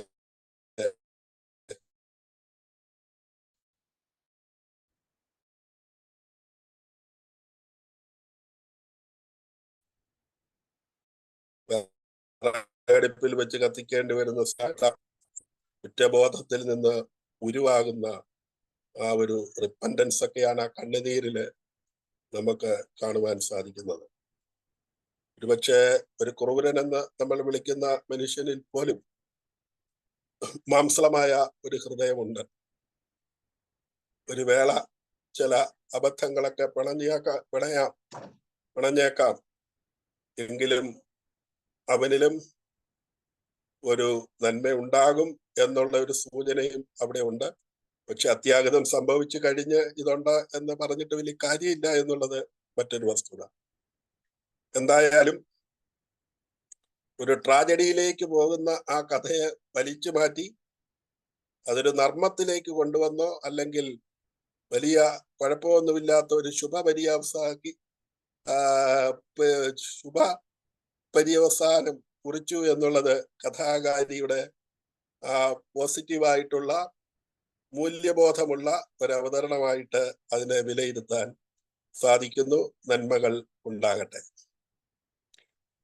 സ്നേഹലത ടീച്ചറിന്റെ കഥ സേതു, അവിടേക്ക് സേതുവിന്റെ ഉള്ളിൽ കടന്നു വരുന്ന രജനി ഒക്കെ നമ്മൾ ഏതായാലും ഈ ടീച്ചർമാരുടെയൊക്കെ ഉള്ളിൽ ഒരുപക്ഷെ സർവീസ് കാലത്ത് ഇത്തരത്തിലുള്ള അവിഹിത കഥകളൊക്കെ ആയിരിക്കാം ഒരുപക്ഷെ കൂടുതൽ കുട്ടികളുടെ പ്രശ്നങ്ങളായിട്ട് അവരുടെ മുമ്പിൽ വന്നത്. അതുകൊണ്ടാണ് അവർ രചിക്കുന്ന കഥകളിലും ഇത്തരത്തിലുള്ള ഇതിവൃത്തങ്ങൾ കടന്നു വന്നതെന്ന് വേണമെങ്കിൽ അനുമാനിക്കാം. എന്തായാലും ഇതൊരു യാഥാർത്ഥ്യമാണ്. ഒരുപാടൊന്നും സമൂഹത്തിൽ ഉണ്ടെന്ന് വിശ്വസിക്കാൻ ആഗ്രഹിക്കുന്നില്ല. ഇനി ഉണ്ടെങ്കിൽ പോലും അങ്ങനെയൊക്കെ ഉണ്ടാകാതിരിക്കട്ടെ എന്ന് വിചാരിക്കാൻ ആഗ്രഹിക്കുന്ന ഒരു പാവപ്പെട്ട മനസ്സിന്റെ ഉടമയാണ് ഞാൻ. ഏതായാലും മനുഷ്യബന്ധം വെട്ടിമുറിക്കപ്പെട്ട് കഴിഞ്ഞാൽ അവിടെയും നമ്മളൊരു സൈക്കോളജി കാണുകയാണ്. സ്ത്രീ മനസ്സ് വളരെ ശക്തമായി ഒരു തീരുമാനമെടുത്താൽ ഒരുപക്ഷെ അവളെ അതിൽ നിന്ന് പിന്തിരിപ്പിക്കാൻ സാധിക്കാതെ പോയേക്കാം. അതുകൊണ്ട് ആ ഒരു ഘട്ടം വരെയും അതിനെ വലിച്ചു നീട്ടരുത്. അവൾക്കതിന് സാധിക്കും. ഒറ്റയ്ക്ക് നിൽക്കാനും വേണമെങ്കിൽ സാധിക്കും.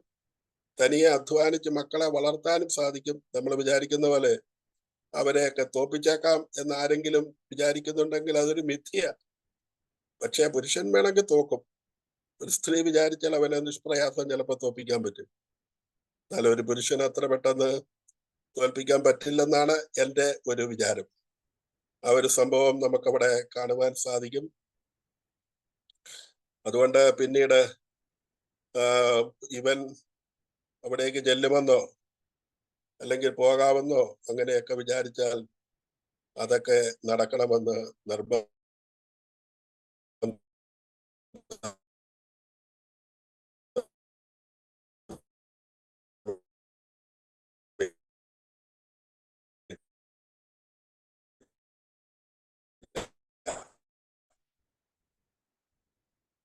മറ്റൊരു പ്രധാനപ്പെട്ട കാര്യം നമ്മുടെ ഇത്തരത്തിലുള്ള കുന്തമുനകൾ എറിഞ്ഞേക്കാം. പെട്ടുപോകരുത് എന്നാണ് ഇത് സൂചിപ്പിക്കുന്ന വസ്തുത. ആദ്യം ഭാര്യയ്ക്ക് ഭർത്താവിന്റെ പോക്കിൽ സംശയം, പിന്നീട് ഭർത്താവിന് ഭാര്യയുടെ പോക്കിൽ സംശയം. ഇതൊരു വലിയ പ്രശ്നമാണ്, ഈ സംശയ രോഗം. നമ്മൾ വിവാഹിതരായി കഴിഞ്ഞാൽ തീർച്ചയായിട്ടും ഭാര്യയും മറ്റ് സൗഹൃദങ്ങളും ലോകത്തില് പലതിലും ആളുകൾക്ക് ഇടപെടുകയും വേണം. പക്ഷെ ഒരിക്കലും അവിടെ ഒന്നും സംശയത്തിന്റെ കുന്തമുന എറിയാൻ പാടില്ല. അതൊരു വലിയ പ്രശ്നമാണ്. ഈ കുന്തമുന തറച്ചു കഴിഞ്ഞാൽ നമ്മൾ വിചാരിക്കുന്ന പോലെ അതൊന്നും ഒരു സോറിയിലൊന്നും അവസാനിക്കില്ല. പറഞ്ഞത് തന്നെയാകും.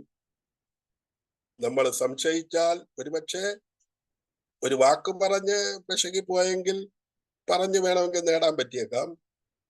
അതിനേക്കാൾ അപാരമാണ് സംശയം. അതിൽ തന്നെ ഒന്നാണ് ഈ അവിഹിത സംശയം. തന്നോടൊപ്പം ഇത്ര കാലം ജീവിച്ചിട്ടും തന്നെ മനസ്സിലാക്കാൻ, തന്റെ ഭാര്യയ്ക്ക് ഭർത്താവിനെ മനസ്സിലാക്കാൻ, ഭർത്താവിന് ഭാര്യയെ മനസ്സിലാക്കാൻ പറ്റിയില്ലെങ്കിൽ അതൊരു വലിയ മുള്ളാണ്, മുറിവാണ് എന്നുള്ളത് ഈ കഥയിൽ ഞാൻ വായിച്ചെടുക്കുകയാണ്, അല്ലെങ്കിൽ കേട്ടപ്പോൾ ഞാൻ മനസ്സിലാക്കി വയ്ക്കുകയാണ്. അത്തരത്തിൽ UK അല്ലെങ്കിൽ ലണ്ടനിലേക്ക് പോകുന്ന ആ സ്ത്രീ പിന്നീട് മടങ്ങി വരുന്നില്ല. എന്തായാലും നല്ല കഥ. രണ്ടുപേരെ അവതരിപ്പിച്ച ഈ 3 കഥകളും അത്തരത്തിൽ കുടുംബത്തിന്റെ അകത്തളം സംശയരഹിതമാകട്ടെ, സ്നേഹനിർഭരമാകട്ടെ, പരസ്പരം താലോലിക്കുന്നതാകട്ടെ, മക്കളുള്ളതാകട്ടെ, സ്നേഹത്താൽ നിറഞ്ഞതാകട്ടെ. ഇങ്ങനെയൊക്കെയാണ് ആ 3 കഥകൾ. 4ാമത്തെ കഥയിലേക്ക് വരുമ്പോൾ ശ്രീകുമാരി ടീച്ചറ് നമ്മള് കാലങ്ങളായി കേട്ടിട്ടുള്ള ഒരു സാരോപദേശ കഥ, വളരെ ചെറിയ കഥ, പൊന്മുട്ടയിടുന്ന താറാവ്. ആർത്തി മനുഷ്യ ജീവിതത്തിന്റെ ഏറ്റവും വലിയൊരു ദുരന്തമാണ്. ഈ ഭൂമിയിൽ എല്ലാവരും തുല്യരൊന്നുമല്ല, തുല്യരാകാനും പറ്റില്ല. സ്ത്രീയും പുരുഷനും തുല്യരല്ലല്ലോ. ശരീരഘടനയിൽ തന്നെ വളരെയധികം വ്യത്യാസങ്ങളുണ്ട്. അങ്ങനെ പല മനുഷ്യന്മാർ തമ്മിലും ഇതുപോലെ തന്നെ വ്യത്യാസങ്ങളുണ്ട്. രാജ്യവും കാലവും ഭേദം അനുസരിച്ചും വ്യത്യാസങ്ങളുണ്ട്. ഈ വ്യത്യാസങ്ങൾ ഒരു വലിയ നന്മയാണ് വാസ്തവത്തിൽ എന്ന് നമുക്ക് അംഗീകരിക്കാൻ സാധിക്കണം. അപ്പോൾ ഈ ആർത്തി മനസ്സിന്റെ ഉള്ളിൽ കടന്നുകൂടിയാൽ, കുറെ വർഷങ്ങൾക്ക് മുമ്പ് ഞാന് വായിച്ച ഒരു കൊച്ചു ലേഖനത്തിൽ പറയുന്നുണ്ട്, ആർത്തിമുക്തമാകാൻ 4 കാര്യങ്ങൾ ആവശ്യമുണ്ട്. 1, ആത്മീയമായ ഉന്നതി, തിരസ്കരിക്കപ്പെടാനുള്ള മനോഭാവം, ആക്ഷേപപാത്രമാകാനുള്ള ഹൃദയവിശാലത, സ്ഥിതപ്രജ്ഞ, നിശ്ചയദാർഢ്യം എന്ന് ഒറ്റവാക്കിൽ. അപ്പോൾ ആത്മീയമായ ഉന്നതിയും തിരസ്കരിക്കപ്പെടാനുള്ള മനോഭാവവും ആക്ഷേപപാത്രമാകാനുള്ള ഹൃദയവിശാലതയും നിശ്ചയദാർഢ്യവും ഇല്ലാത്തിടത്ത് ആർത്തി പെരുത്തുകൊണ്ടേയിരിക്കും. 500 ചെരുപ്പുകളുള്ള മാർക്കോസിന്റെ ഭാര്യയെ കുറിച്ച് നമ്മൾ കേട്ടിട്ടുണ്ട്. 12,000 സാരികൾ ഉണ്ടായിരുന്ന ജയലളിതയെ കുറിച്ച് കേട്ടിട്ടുണ്ട്. ആർക്ക് ജീവിക്കാനാണ് ഇത്രയധികം പണമെന്ന് വിചാരിക്കത്തക്ക രീതിയിലുള്ള ഓരോരുത്തരുടെ ആസ്തിയെ കുറിച്ചും നമ്മൾ ഈ കാലയളവിൽ കേൾക്കുന്നുണ്ട്. വയനാട്ടുകാരനായ ഒരു ജോയ്, വിമാനത്തിന്റെ ഒക്കെ ഉടമയായിരുന്നയാള്, അദ്ദേഹത്തെ കുറിച്ചുള്ള ആത്മഹത്യയുടെ കഥകളൊക്കെ നമ്മൾ കേട്ടിട്ടുണ്ട്. ഞാനത് ദീർഘിപ്പിക്കുന്നില്ല. ആർത്തി പെരുത്താൽ വട്ടുപിടിക്കുമെന്നല്ല, ആർത്തി പിടിച്ചാൽ അവന്റെ കാര്യം പോക്കാണ് എന്നുള്ളതാണ്. മിനിമലിസത്തെ കുറിച്ചൊക്കെ ധാരാളം ഇന്ന് ക്ലാസ്സുകളൊക്കെ ആളുകൾ കേൾക്കുന്നുണ്ട്. മിനിമത്തിൽ ജീവിക്കാൻ പഠിക്കട്ടെ. നമുക്ക് പൊന്മുട്ടയിടുന്ന താറാവൊന്നും വേണ്ട, സാധാരണ മുട്ടയിടുന്ന താറാവ് മതി.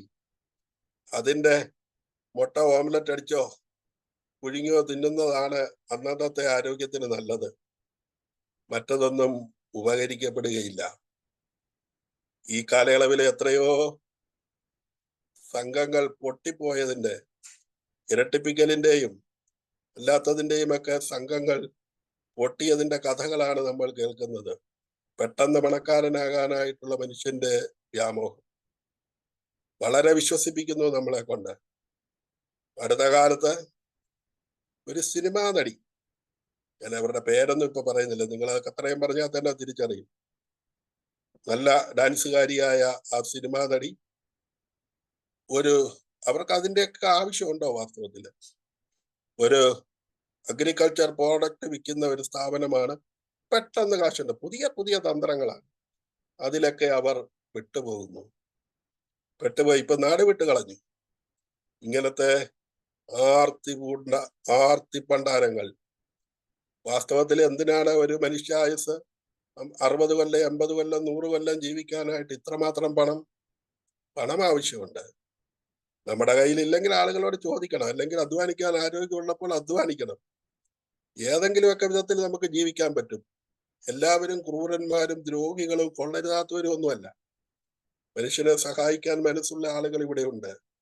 അതുകൊണ്ട് ആർത്തി പിടിച്ച് പരവേശം പൂണ്ട് വളരെ വഴിവിട്ടൊന്നും ജീവിക്കേണ്ട ആവശ്യം ഇവിടെ ഇല്ല എന്ന് വിചാരിക്കുന്ന കൂട്ടത്തിൽ കൂടിയാണ് ഞാൻ. ആ അർത്ഥത്തിൽ ഈ പൊന്മുട്ടയിടുന്ന ശ്രീകുമാരി ടീച്ചറിന്റെ ഈ കൊച്ചു കഥ, ടീച്ചറും ധാരാളം കഥകൾ ഇനിയും രചിക്കട്ടെ. അതെല്ലാം ഈ പ്ലാറ്റ്ഫോമിലൂടെ നമുക്കിങ്ങനെ വെളിച്ചം കാണിക്കുകയും ഞങ്ങളെല്ലാവരും ഇങ്ങനെ വാദവരാതെ അതെല്ലാം കേട്ട് ചർച്ച ചെയ്ത് നിങ്ങളെ പ്രോത്സാഹിപ്പിക്കുകയും ചെയ്യാം. അതിലൂടെ നമുക്ക് എല്ലാവർക്കും ജീവിക്കുകയും ചെയ്യാം. 3 പേർക്കും വലിയ നന്ദി, കേട്ടിരുന്നവർക്ക് നന്ദി, ഈ പ്ലാറ്റ്ഫോമിന്റെ അമരക്കാരന് നന്ദി. Thank you very much. Thank you sir, thank you. Pradeep sir കൂടെ. എല്ലാവർക്കും നമസ്കാരം. ആദ്യം തന്നെ ഇന്ന് കഥകൾ പ്രസന്റ് ചെയ്ത ഗീതാജി, സ്നേഹലത ടീച്ചർ, ശ്രീകുമാരി ടീച്ചർ, എല്ലാവർക്കും തന്നെ എൻ്റെ അഭിനന്ദനങ്ങൾ. അതുപോലെ ഈ ഒരു പ്രോഗ്രാം നിരന്തരമായി ആയിരക്കണക്കിന് ദിവസങ്ങളായി നടത്തിക്കൊണ്ടിരിക്കുന്ന സാബു സാറിനും, പിന്നെ ഇതിന്റെ ശക്തരായ വക്താക്കളായ ഞങ്ങളുടെ യോഗ ഗ്രൂപ്പിലുള്ള ജോഷി സാറും മോഹൻദാസ് സാറിനും ഒക്കെ നമസ്കാരം. ഞാൻ കുറെ നാൾ കൂടിയിട്ടാണ് ഇതില് ഈ ഒരു വെബിനാറിലേക്ക് വീണ്ടും കയറുന്നത്. ഇതിനു മുമ്പ് എൻ്റെ ഓർമ്മ ശരിയാണെങ്കിൽ 2 പ്രാവശ്യം ഇതില് ഞാനൊരു റിവ്യൂവിൽ വന്നിരുന്നു. ഒന്ന് സന്തോഷ് ഏച്ചിക്കാനത്തിന്റെ ബിരിയാണി എന്ന കഥയും പിന്നെ പത്മനാഭന്റെ കഥകളുമാണ്. ഇതിലാണെന്ന് തോന്നുന്നു. ഞാൻ 1-2 വേദികളിൽ അത് പ്രസന്റ് ചെയ്തിട്ടുണ്ട്. പത്മനാഭൻ, പ്രകാശം പരത്തുന്ന പത്മനാഭൻ എന്ന് പറഞ്ഞിട്ടൊരു ചില കഥകളെ പറ്റി ഞാൻ ഇതില് 5 കഥകളെ പറ്റി ഞാൻ ഇതില് സംസാരിച്ചിരുന്നു. മറ്റു പല ഈ സമയത്തിന്റെ ദൗർലഭ്യം മൂലം ഒക്കെ സ്ഥിരമായിട്ട് ഇതിൽ കയറാൻ സാധിക്കാറില്ല. പക്ഷെ എന്നാലും ഇടയ്ക്ക് കയറണം എന്ന് ആഗ്രഹിക്കാറുണ്ട്. ഏതായാലും ഇന്ന് കയറാൻ സാധിച്ചു. പ്രത്യേകിച്ച് ഞങ്ങളുടെ യോഗയിലെ ഏറ്റവും ഏറ്റവും വൈബ്രന്റ് ആയിട്ടുള്ള ഒരു വ്യക്തിയാണ് നമ്മുടെ ഗീതാജി. എൻ്റെ ഒരു ബന്ധുവും കൂടിയാണ്. ഗീതാജിയുടെ ബ്രദർ എൻ്റെ ക്ലാസ്മേറ്റുമാണ്. അങ്ങനെ ദീർഘനാളത്തെ പരിചയമുണ്ട്. അപ്പം ഗീതാജി കഥകൾ പലപ്പോഴും ഞങ്ങളുടെ വേദിയിലും ഒക്കെ അതിനെപ്പറ്റിയൊക്കെ പറയാറുണ്ട്. ഇതിനകത്തെ ഒരു കഥ ഞാൻ കേട്ടിട്ടുണ്ടെന്ന് തോന്നുന്നു. രണ്ടാമത്തെ കഥ, ആദ്യത്തെ കഥ അത്ര അങ്ങോട്ട് ഓർമ്മയില്ല, ഉണ്ടെന്ന് തോന്നുന്നു. എനിക്ക് നമ്മുടെ ഒരു ഓൺലൈൻ മാഗസിൻ പോലെ ഞങ്ങൾ തയ്യാറാക്കിയതിനകത്ത് ഗീതാജിയുടെ കഥകൾ ഞാൻ വായിച്ചിട്ടുണ്ട്. ചില കവിതകളും ചെറിയ ഹ്രസ്വമായ കവിതകളൊക്കെ ഇടയ്ക്ക് പലപ്പോഴും അയച്ചു തരാറുണ്ട്. അതൊക്കെ വളരെ എന്താ പറയുക, സ്നേഹപൂർവ്വം ആദരപൂർവ്വം ആസ്വാദ്യകരമായിട്ട് അത് ചെയ്യാറുണ്ട്. ഏതായാലും ഞാൻ ഈ വളരെ ദീർഘമായിട്ട് ഇതിനകത്തൊരു അഭിപ്രായം പറയുന്നില്ല. കാരണം വളരെ വിശദമായിട്ട് ജോഷി സാറും മോഹൻദാസ് സാറും ഇതിനെപ്പറ്റി അഭിപ്രായപ്പെട്ട് കഴിഞ്ഞു. ഞാൻ അതിന്റെ ഒരു കാലിക പ്രസക്തി എൻ്റെ മനസ്സിലേക്ക് വന്ന് അത് മാത്രമാണ് ഞാൻ ടച്ച് ചെയ്യാൻ ഉദ്ദേശിക്കുന്നത്. ഇപ്പൊ ഇതിനകത്ത് ആദ്യത്തെ കഥയില് മുത്തശ്ശനായിട്ടുള്ള ഒരു വിഭാര്യനായിട്ടുള്ള ഭാര്യ മരിച്ചതിന് ശേഷം ഒറ്റപ്പെടൽ അനുഭവിക്കുന്ന ഒരു റിട്ടയർഡ് ആയിട്ടുള്ള പ്രായമുള്ള ഒരാളെ ആണ് അവതരിപ്പിക്കുന്നത്. അപ്പൊ ഇന്നത്തെ കാലത്ത് ഈ പറഞ്ഞ ന്യൂക്ലിയർ ഫാമിലീസിലേക്ക് വരുമ്പോൾ ഈ ഒറ്റപ്പെടൽ വലിയൊരു ഫാക്ടറാണ്. പ്രത്യേകിച്ച് ഈ പേരക്കുട്ടികള് നമുക്ക് കൂടെ ഉണ്ടാകും എന്നുള്ള ഒരു ശുഭാപ്തി വിശ്വാസത്തിലാണ് പലപ്പോഴും, പ്രത്യേകിച്ച് മക്കളെ ഒക്കെ വിവാഹം കഴിച്ചു കഴിഞ്ഞാൽ പേരക്കുട്ടികളെ നമുക്ക് കുറച്ചു നാളെങ്കിലും നമ്മുടെ കൂടെ നിൽക്കും എന്നൊരു സന്തോഷം നമുക്ക് എപ്പോഴും, ഒരു പ്രതീക്ഷ നമുക്ക് എപ്പോഴും ഉണ്ടാവും.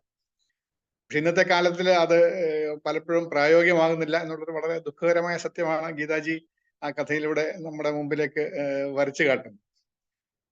അപ്പൊ ഇതിനകത്ത് പറയുന്നതിനകത്ത് ഈ പറഞ്ഞ പോലെ നമ്മൾ ശരിക്കും പറഞ്ഞാൽ ഒരു അച്ഛനമ്മമാരായിരിക്കുന്ന കൊച്ചുകുട്ടികളുടെ പേരൻസ് ആയിരിക്കുന്ന സമയത്ത് നമ്മുടെ ഒരു ഈ മിഡ് ലൈഫ് ക്രൈസിസ് എന്നൊക്കെ പറയുന്ന പോലെ ഒരു കാലഘട്ടത്തിലൂടെയാണെങ്കിൽ നമ്മൾ കടന്നു പോകുന്നത്.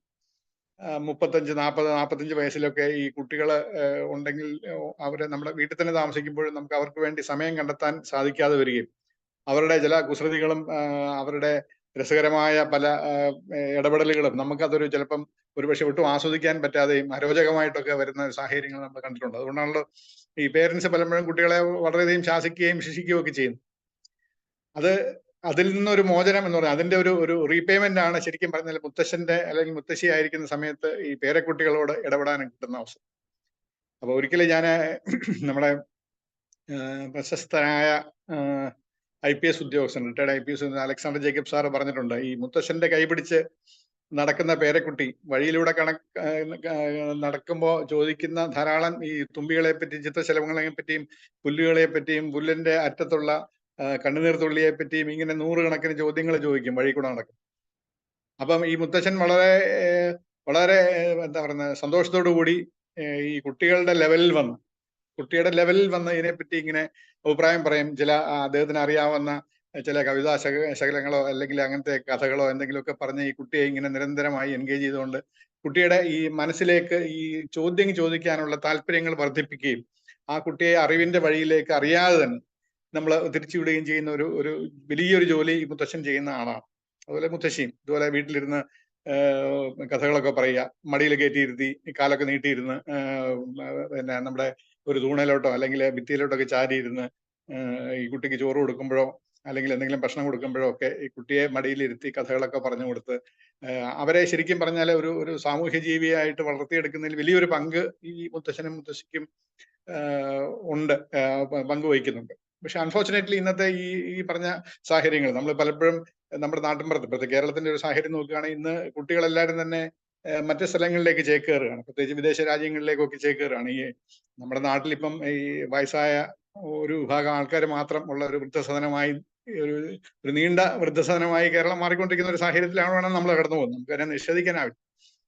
അപ്പൊ അങ്ങനെയുള്ളപ്പോൾ ഈ കുട്ടികൾക്ക് ശരിക്കും പറഞ്ഞാൽ ഈ കൊച്ചുകുട്ടികൾക്ക് ഈ മുത്തശ്ശന്റെയും മുത്തശ്ശിയുടെയും ആ ഒരു സാമീപ്യവും ഒരു സ്നേഹവും ഊഷ്മളതയും അതുവഴി ഇവര് ഒരു നല്ല മനുഷ്യനാകാനുള്ള ഒരു അവസരം കൂടെ നഷ്ടപ്പെട്ടു പോകുന്ന ഒരു സാഹചര്യം കൂടെ ഉണ്ട്. നമ്മളത് ഒരുപക്ഷെ പലപ്പോഴും കാണാതെ പോവാണ്. നമ്മൾ ചിത്രീകരണത്തിൽ നമ്മൾ കഥകളിലും മറ്റു കാര്യത്തിലും നമ്മൾ എഴുതുമ്പോഴെപ്പോഴും ഈ മുത്തശ്ശന്റെയോ മുത്തശ്ശിയുടെയോ ദുഃഖങ്ങളാണ് നമ്മൾ. പക്ഷെ ഈ കുട്ടിക്ക് നഷ്ടപ്പെടുന്ന അവസരം വളരെ വലുതാണ്. അത് അവരെ ഈ സമൂഹത്തിലേക്ക് പിടിച്ചു നിർത്തുന്ന വേരുകളാണ് ഈ മുത്തശ്ശന്റെയും മുത്തശ്ശിയുടെയും സ്നേഹം എന്ന് നമ്മൾ തിരിച്ചറിയേണ്ട ഒരു സാഹചര്യം കൂടെ ഉണ്ട് എന്ന് ഞാൻ ചിന്തിക്കുന്നു. ഗീതാജി അത് വളരെ കൃത്യമായി അവതരിപ്പിച്ചിട്ടുണ്ട്, ആ മുത്തശ്ശന്റെ ദുഃഖം. അതുപോലെ തന്നെ ശരിക്കും പറഞ്ഞാൽ ഈ കുട്ടി ഒരു എന്താ പറയുക ഭാഗ്യമില്ലാതെ പോകുന്നു എന്നാണ് എനിക്ക് പലപ്പോഴും തോന്നുന്നത് ഇങ്ങനത്തെ കുട്ടികളെ പറ്റി. പിന്നെ അടുത്ത കഥയിൽ അദ്ദേഹം ഞാൻ നേരത്തെ കേട്ടിട്ടുള്ള കഥയാണ് ഗ്യാസിന്റെ കാര്യം, ഗ്യാസ് സിലിണ്ടറിന്റെ കാര്യം. വളരെ ശ്രദ്ധേയമായ ഒരു പ്രസന്റേഷനാണ്. ആ പ്രസന്റേഷൻ എന്ന് പറയുമ്പോൾ ഈ പറഞ്ഞ ഇന്നത്തെ കാലത്ത് വളരെ പെട്ടെന്ന് ചേഞ്ച് ചെയ്യുന്ന ഈ എന്താ പറയുക മാനുഷിക ബന്ധങ്ങളെ പറ്റിയുള്ള ഡെഫിനിഷൻസ് മാറിക്കൊണ്ടിരിക്കും വളരെ പെട്ടെന്ന്. ഈ മാനുഷിക ബന്ധങ്ങൾക്കുള്ള ഷെൽഫ് ലൈഫ് നമ്മുടെ ഇതായിട്ട് പറയുകയാണെങ്കിൽ ഒരു മാർക്കറ്റിംഗ് ഇതിനകത്ത് പറയുകയാണെങ്കിൽ ഷെൽഫ് ലൈഫ് കുറഞ്ഞു വരികയാണ്. നമുക്ക് ദീർഘനാള് ഒരാളെ സഹിക്കാനോ ഒരാളെ ക്ഷമിക്കാനോ അല്ലെങ്കിൽ ദീർഘനാള് ഒരു വ്യക്തികളോട് ഇടപെടാനോ ഉള്ള ഒരു ക്ഷമ ഇല്ലാതെ പോകുന്നു. നമുക്കിപ്പം വലിയ പുസ്തകങ്ങൾ വായിച്ചു തീർക്കാൻ സാധിക്കുന്നില്ല എന്ന് പറഞ്ഞതുപോലെ തന്നെ അല്ലെങ്കിൽ വലിയ ഇപ്പം 3 മണിക്കൂർ തിയേറ്ററിൽ പോയിരുന്ന അല്ലെങ്കിൽ ടിവിയുടെ മുമ്പിൽ ഒരു ഒറ്റയടിക്ക് ഒരു സിനിമ കാണാൻ നമുക്കൊരു ബുദ്ധിമുട്ടുള്ളത് പോലെ തന്നെ ചെറിയ സീരിയലൈസ് ചെയ്ത് വരുന്ന സാധനങ്ങളാണ് എന്ന് പറഞ്ഞാൽ എല്ലാം ചെറിയ മിനിയേച്ചർ സംഭവങ്ങളിലേക്ക് മറിഞ്ഞു. ഫാമിലി തന്നെ ഈ വലിയ കൂട്ടുകുടുംബത്തിൽ നിന്ന് ന്യൂക്ലിയർ ഫാമിലി ആയതോടുകൂടി നമുക്ക് ഈ പറഞ്ഞ പെട്ടെന്ന് കാര്യങ്ങൾ നടക്കണം, ക്ഷിപ്രമായിട്ട് കാര്യങ്ങൾ നടക്കണം എന്നുള്ള ഒരു ചിന്താഗതി വരുമ്പോഴത്തേക്ക് ഇങ്ങനെ ഈ സൗഹൃദത്തിനോ അല്ലെങ്കിൽ ഈ കുടുംബ ബന്ധങ്ങൾക്കോ ഒക്കെ പെട്ടെന്ന് ഒരു എന്താ പറയുക ഒരു റപ്ചർ സംഭവിക്കുന്ന ഒരു സാഹചര്യമാണ്. പക്ഷെ എനിക്ക് എന്റെ അവസാനത്തെ ട്വിസ്റ്റിലാണ് ഞാൻ ഇൻട്രസ്റ്റിംഗ് ആയിട്ട് എനിക്ക് തോന്നിയത്. എനിക്ക് നമ്മുടെ വലിയ കഥാകാരന്മാർക്ക് ഉള്ള വലിയൊരു ക്വാളിറ്റിയാണ് ഈ അവസാനത്തെ വളരെ ഭംഗിയായിട്ടും വളരെ സട്ടിലായിട്ടും ഈ ട്വിസ്റ്റ് കൊണ്ടുവരാന്നുള്ളത്. ബോ ഹെൻറിയോ സോമർസെറ്റ് മോഗമോ ഒക്കെ എഴുതുമ്പോൾ അവസാനത്തെ വരിയിലേക്ക് നമ്മളെ അത്ഭുതപ്പെടുത്തി കൊണ്ട് അത് വളരെ രസകരമായ ഒരു ട്വിസ്റ്റിലേക്ക് ആണ് കൊണ്ട് തീർക്കുക എന്ന് പറഞ്ഞാൽ ഗീതാജി ഇക്കാര്യത്തിൽ വളരെ ഭംഗിയായിട്ട് ഗ്യാസ് തീർന്നു പോയ കാര്യം വിറകിന്റെ കാര്യവും പറയുമ്പോൾ നമ്മൾ ശരിക്കും പറഞ്ഞാൽ വളരെ ഒരു ദീർഘനിശ്വാസം വിടും ഇക്കാര്യത്തില്. ഈ കഥയുടെ അവസാനത്തിലേക്ക് നമുക്കൊരു സമാധാനത്തിന്റെ ഒരു ദീർഘനിശ്വാസത്തിലേക്ക് നമ്മുടെ ഗീതാജി നമ്മളെ കൈപിടിച്ചു കൊണ്ടുപോകുന്നു എന്നാണ് എനിക്ക് പറയാനുള്ളത്. അടുത്ത പിന്നെ ശ്രീമാരി ടീച്ചറിന്റെ കഥയാണ്. സ്നേഹലത ടീച്ചറിന്റെ കഥയാണ് ഈ സ്വയംകൃത അനർത്ഥത്തെ പറ്റിയുള്ള കഥ. ശരിക്കും എല്ലായിടത്തും സംഭവിക്കുന്ന അല്ലെങ്കിൽ കാര്യങ്ങൾ പലയിടത്തും നിരന്തരമായി നമ്മൾ കാണുകയും കേൾക്കുകയും ചെയ്യുന്ന ചില ഒരു കമ്മ്യൂണിക്കേഷൻ ഗ്യാപ്പിന്റെ പ്രശ്നമാണ്. ഇതിനകത്ത് രണ്ടുപേർക്കും അവരുടേതായ രീതിയിൽ ഒട്ടും എന്താ പറയുക തെറ്റല്ലാത്ത തീർച്ചയായിട്ടും നമുക്ക് അപ്രീഷിയേറ്റ് ചെയ്യേണ്ട ചില സൗഹൃദങ്ങളാണ് രണ്ടുപേർക്കും ഉണ്ടായിരുന്നത്. പക്ഷെ അതിന്റെ അപ്പുറത്തേക്ക് അതിനെ മറ്റ് രീതിയിൽ കാണുകയും അത് തന്നെ ആ കുടുംബത്തെ തകർത്ത് കളയുകയും ചെയ്യുന്ന ഒരു സാഹചര്യത്തിലേക്ക് നീങ്ങുന്ന വളരെ വേദനാജനകമായ ഒരു കുടുംബത്തിന്റെ പതനത്തിനെയാണ് ടീച്ചർ വളരെ കൃത്യമായി വരച്ചു കാട്ടിയിരിക്കുന്നത്. ഈ വീറും വാശിയും ഉള്ളതാണ്. നമുക്ക് ഈ ക്ഷമിക്കാനുള്ള ഒരു താല്പര്യം, ക്ഷമിക്കാനുള്ള ഒരു മാനസികാവസ്ഥ, അതൊരു സംസാരിച്ച് എന്തെങ്കിലും ഒരു പ്രശ്നം ഉണ്ടെങ്കിൽ സംസാരിച്ച് വേണ്ട രീതിയിൽ ഡിസ്കസ് ചെയ്ത് അതിന്റെ സത്യാവസ്ഥയെപ്പറ്റി ശരിയായി മനസ്സിലാക്കി പലപ്പോഴും നമ്മൾ ഈ ഇങ്ങനത്തെ കാര്യങ്ങളിലേക്ക് പ്രവേശിച്ച് കാര്യങ്ങളെ അന്വേഷിച്ച് കണ്ടുപിടിച്ച് വരുമ്പോഴത്തേക്കും ഇതൊന്നും ഒരു സീരിയസ് ആയിട്ടുള്ള പ്രശ്നങ്ങളെ ആയിരിക്കില്ല. നമ്മൾ പുറത്ത് കണ്ട ഒരു ഇതുപോലെ ആയിരിക്കില്ല. നമ്മൾ ഒരു സുകുമാർ അഴീക്കോടിന്റെ ഒരു പ്രസംഗത്തില് അദ്ദേഹം പറഞ്ഞ ഒരു ഇരുട്ടത്ത് ഒരാൾ രാവിലെ പുറത്തിറങ്ങി ഒരു ബസ് സ്റ്റോപ്പിലേക്ക് മറ്റോ പോകുന്ന സമയത്ത് അദ്ദേഹത്തിന് പേടിയുണ്ട്. കാരണം വളരെ വിജനമായ വഴിയിൽ കൂടെ അദ്ദേഹം നടക്കുന്ന ഒരു സാഹചര്യത്തിൽ അദ്ദേഹം ഒരു പ്രിക്കോഷൻ എന്നുള്ള നിലയിൽ ഒരു കത്തി കൂടെ കരുതുന്നു. കാരണം ആരെങ്കിലും പെട്ടെന്ന് ആക്രമിക്കാനോ അല്ലെങ്കിൽ ഭയപ്പെടുത്താനോ വന്നു കഴിഞ്ഞാൽ അവരെ നേരിടാൻ തക്കവണ്ണം ഒരു കത്തി പുറം ഭാഗത്ത് പിടിച്ചുകൊണ്ടാണ് അങ്ങനെ ഈ നടക്കുന്നത്. ഈ ബസ് സ്റ്റോപ്പിലേക്ക് അരണ്ട വെളിച്ചത്തിൽ നടക്കുകയാണ്. അപ്പൊ ദൂരെ നിന്നായതോ ആരോ ഒരാളെ, കുറച്ച് തണുപ്പുള്ള സമയമാണ്, ആരോ ഒരാള് തലക്കൂടെ ഒരു മുണ്ട് ഒരു എന്തോ പുതച്ച് വരികയാണ്. പുതച്ച് ഈ ഇദ്ദേഹത്തിന് ഓപ്പോസിറ്റ് ആയിട്ട് വരുമ്പോൾ ഇദ്ദേഹത്തിനെ അപായപ്പെടുത്താൻ ആരോ വരുന്നു എന്നുള്ള രീതിയിൽ അടുത്തെത്തിയപ്പോഴത്തേക്ക് ഇയാള് ചാടി വീണ് മറ്റേയാളെ ഈ കത്തി കൊണ്ട് കുത്താനായിട്ട് അപായപ്പെടുത്താൻ ശ്രമിക്കുമ്പോഴാണ് അത് അങ്ങനെ തലയിൽ കൂടെ ആ തലയിലെ കമ്പിളി മാറ്റി നോക്കുമ്പോഴത്തേക്കും സ്വന്തം ജ്യേഷ്ഠ സഹോദരനാണ് വരുന്നതെന്ന് കണ്ടറിയുന്നു. അപ്പൊ ഇത് തിരിച്ചറിയാതെ നമ്മൾ ഈ ഒരു പെട്ടെന്നുള്ള എടുത്തിയാട്ടത്തിലൂടെ നമ്മുടെ നിലനിൽപ്പിനെ, നമ്മുടെ കുടുംബത്തെ, നമ്മുടെ പാരമ്പര്യത്തെ ഒക്കെ അപകടത്തിൽപ്പെടുത്തുന്ന രീതിയിൽ പെരുമാറിപ്പോകുന്നു എന്നുള്ളതാണ് ടീച്ചറിന്റെ ആ കഥയിലൂടെ നമ്മളെല്ലാവരും തന്നെ നമ്മുടെ ഈ ബന്ധങ്ങളെ പറ്റി നമ്മൾ പുനർചിന്തിക്കേണ്ട ഒരു സാഹചര്യം ഉള്ളത്. പിന്നെ അവസാനത്തെ കഥ വളരെ ഹ്രസ്വമായ കഥ. ഈ ജോഷി സാറ് വളരെ കൃത്യമായിട്ട് പറഞ്ഞതുപോലെ ഈ ആർത്തിയെ പറ്റിയുള്ളൊരു കഥയാണ്. ആർത്തിയെപ്പറ്റി നമുക്ക് പ്രത്യേകിച്ച് പറയേണ്ട കാര്യമില്ല. ഈ എത്ര പ്രായമായാലും വീണ്ടും വീണ്ടും തനിക്ക് പണം സമ്പാദിക്കണമെന്നും, പണം മാത്രമല്ല, ഈ ആർത്തി എന്ന് പറയുന്നതിനകത്ത് പണത്തിൽ മാത്രമല്ല, ഈ പദവിയിലും പിന്നെ പ്രശസ്തിയിലും ഒക്കെ ആർത്തിയുണ്ട്. അവാർഡ് കിട്ടാനായിട്ട് ഉള്ള ആർത്തി, പ്രാഞ്ചിയേട്ടനെ പോലെയുള്ള ആൾക്കാരുണ്ട് ധാരാളം. ഇത്ര പണം കൊടുത്താണെങ്കിലും എനിക്ക് പദവി വേണം അല്ലെങ്കിൽ പ്രശസ്തി വേണമെന്ന് ചിന്തിക്കുന്ന ആൾക്കാർ, ധാരാളം പണം വേണമെന്ന് വിചാരിക്കുന്നത്. ശരിക്കും പറഞ്ഞാൽ നമ്മൾ പ്രായമാകുമ്പോഴും നമ്മളെല്ലാവരും പലരും ചിന്തിക്കേണ്ട ഒരു വളരെ പ്രസക്തമായ ഒരു കാര്യമുണ്ട്. നമുക്ക് എത്രയൊക്കെ പണം ഉണ്ടെങ്കിലും ശരി, എത്ര വലിയ പണക്കാരനാണെങ്കിലും ശരി, നമുക്ക് രാവിലെ 2 ദോശയോ ഉച്ചയ്ക്ക് ശകലം ചോറോ വൈകിട്ടൊരു 2 തവി കഞ്ഞിയോ അല്ലെങ്കിൽ ഒരു ചപ്പാത്തിയോ ഒക്കെ കഴിക്കാൻ പറ്റുള്ളൂ. നമ്മളത് 100 കോടിയോ 1000 കോടിയോ 10,000 കോടിയുടെ ആളാണെങ്കിലും നമുക്ക് വേണ്ടതിന്റെ നമുക്കൊരു സമയത്ത് ഒരു മുണ്ടോ അല്ലെങ്കിൽ ഒരു ഷർട്ടോ ഒരു പാന്റോ മാത്രമേ അല്ലെങ്കിൽ ഒരു സാരിയോ മാത്രമേ ഒരു സമയത്ത് എടുക്കാൻ സാധിക്കുള്ളൂ. അപ്പൊ ഇതിന് മാത്രം 12,000 സാരി എന്ന് പറഞ്ഞാൽ ഒരു ദിവസം ഒരു സാരി കൊടുത്താൽ പോലും ഒരു നൂറ്റാണ്ട് കഴിയുമ്പോഴേ ഇതൊക്കെ തീരുള്ളൂ. അപ്പം ശരിക്കും നമുക്ക് എന്തൊക്കെ വേണം എന്തൊക്കെ വേണ്ട എന്നുള്ളതിനെ പറ്റി ഈ ചിന്തിക്കേണ്ട ഒരു സന്ദർഭമുണ്ട്. അപ്പം ഈ ഞാൻ ഒരു ചെറിയൊരു ഇൻസ്റ്റൻസ് കൂടെ പറഞ്ഞ് ഞാൻ അവസാനിപ്പിക്കാം, ദീർഘിപ്പിക്കുന്നില്ല. ഈ അമേരിക്കയിൽ ഒരു പാർട്ടി നടത്തി. ഒരു ഫണ്ട് മാനേജർ എന്ന് പറഞ്ഞാൽ അറിയാമല്ലോ, ഒരു വെൽത്ത് ക്രിയേറ്റർ ആയിട്ടുള്ള ഒരു ഫണ്ട് മാനേജർ ഒരു പാർട്ടി നടത്തി. വളരെ കോടീശ്വരനായ ഒരാൾ, ദിവസവും കോടിക്കണക്കിന് രൂപ അല്ലെങ്കിൽ രൂപയല്ല, അവിടുത്തെ പണം സമ്പാദിക്കുന്ന ഒരാള് വലിയൊരു പാർട്ടി നടത്തി. ഈ പാർട്ടി നടത്തിയപ്പോൾ അതിനകത്തൊരു ജേർണലിസ്റ്റിനെ പോലെ ഒരാൾ പങ്കെടുത്തു. ജേർണലിസ്റ്റ് ഒരു സാധാരണക്കാരനാണ്.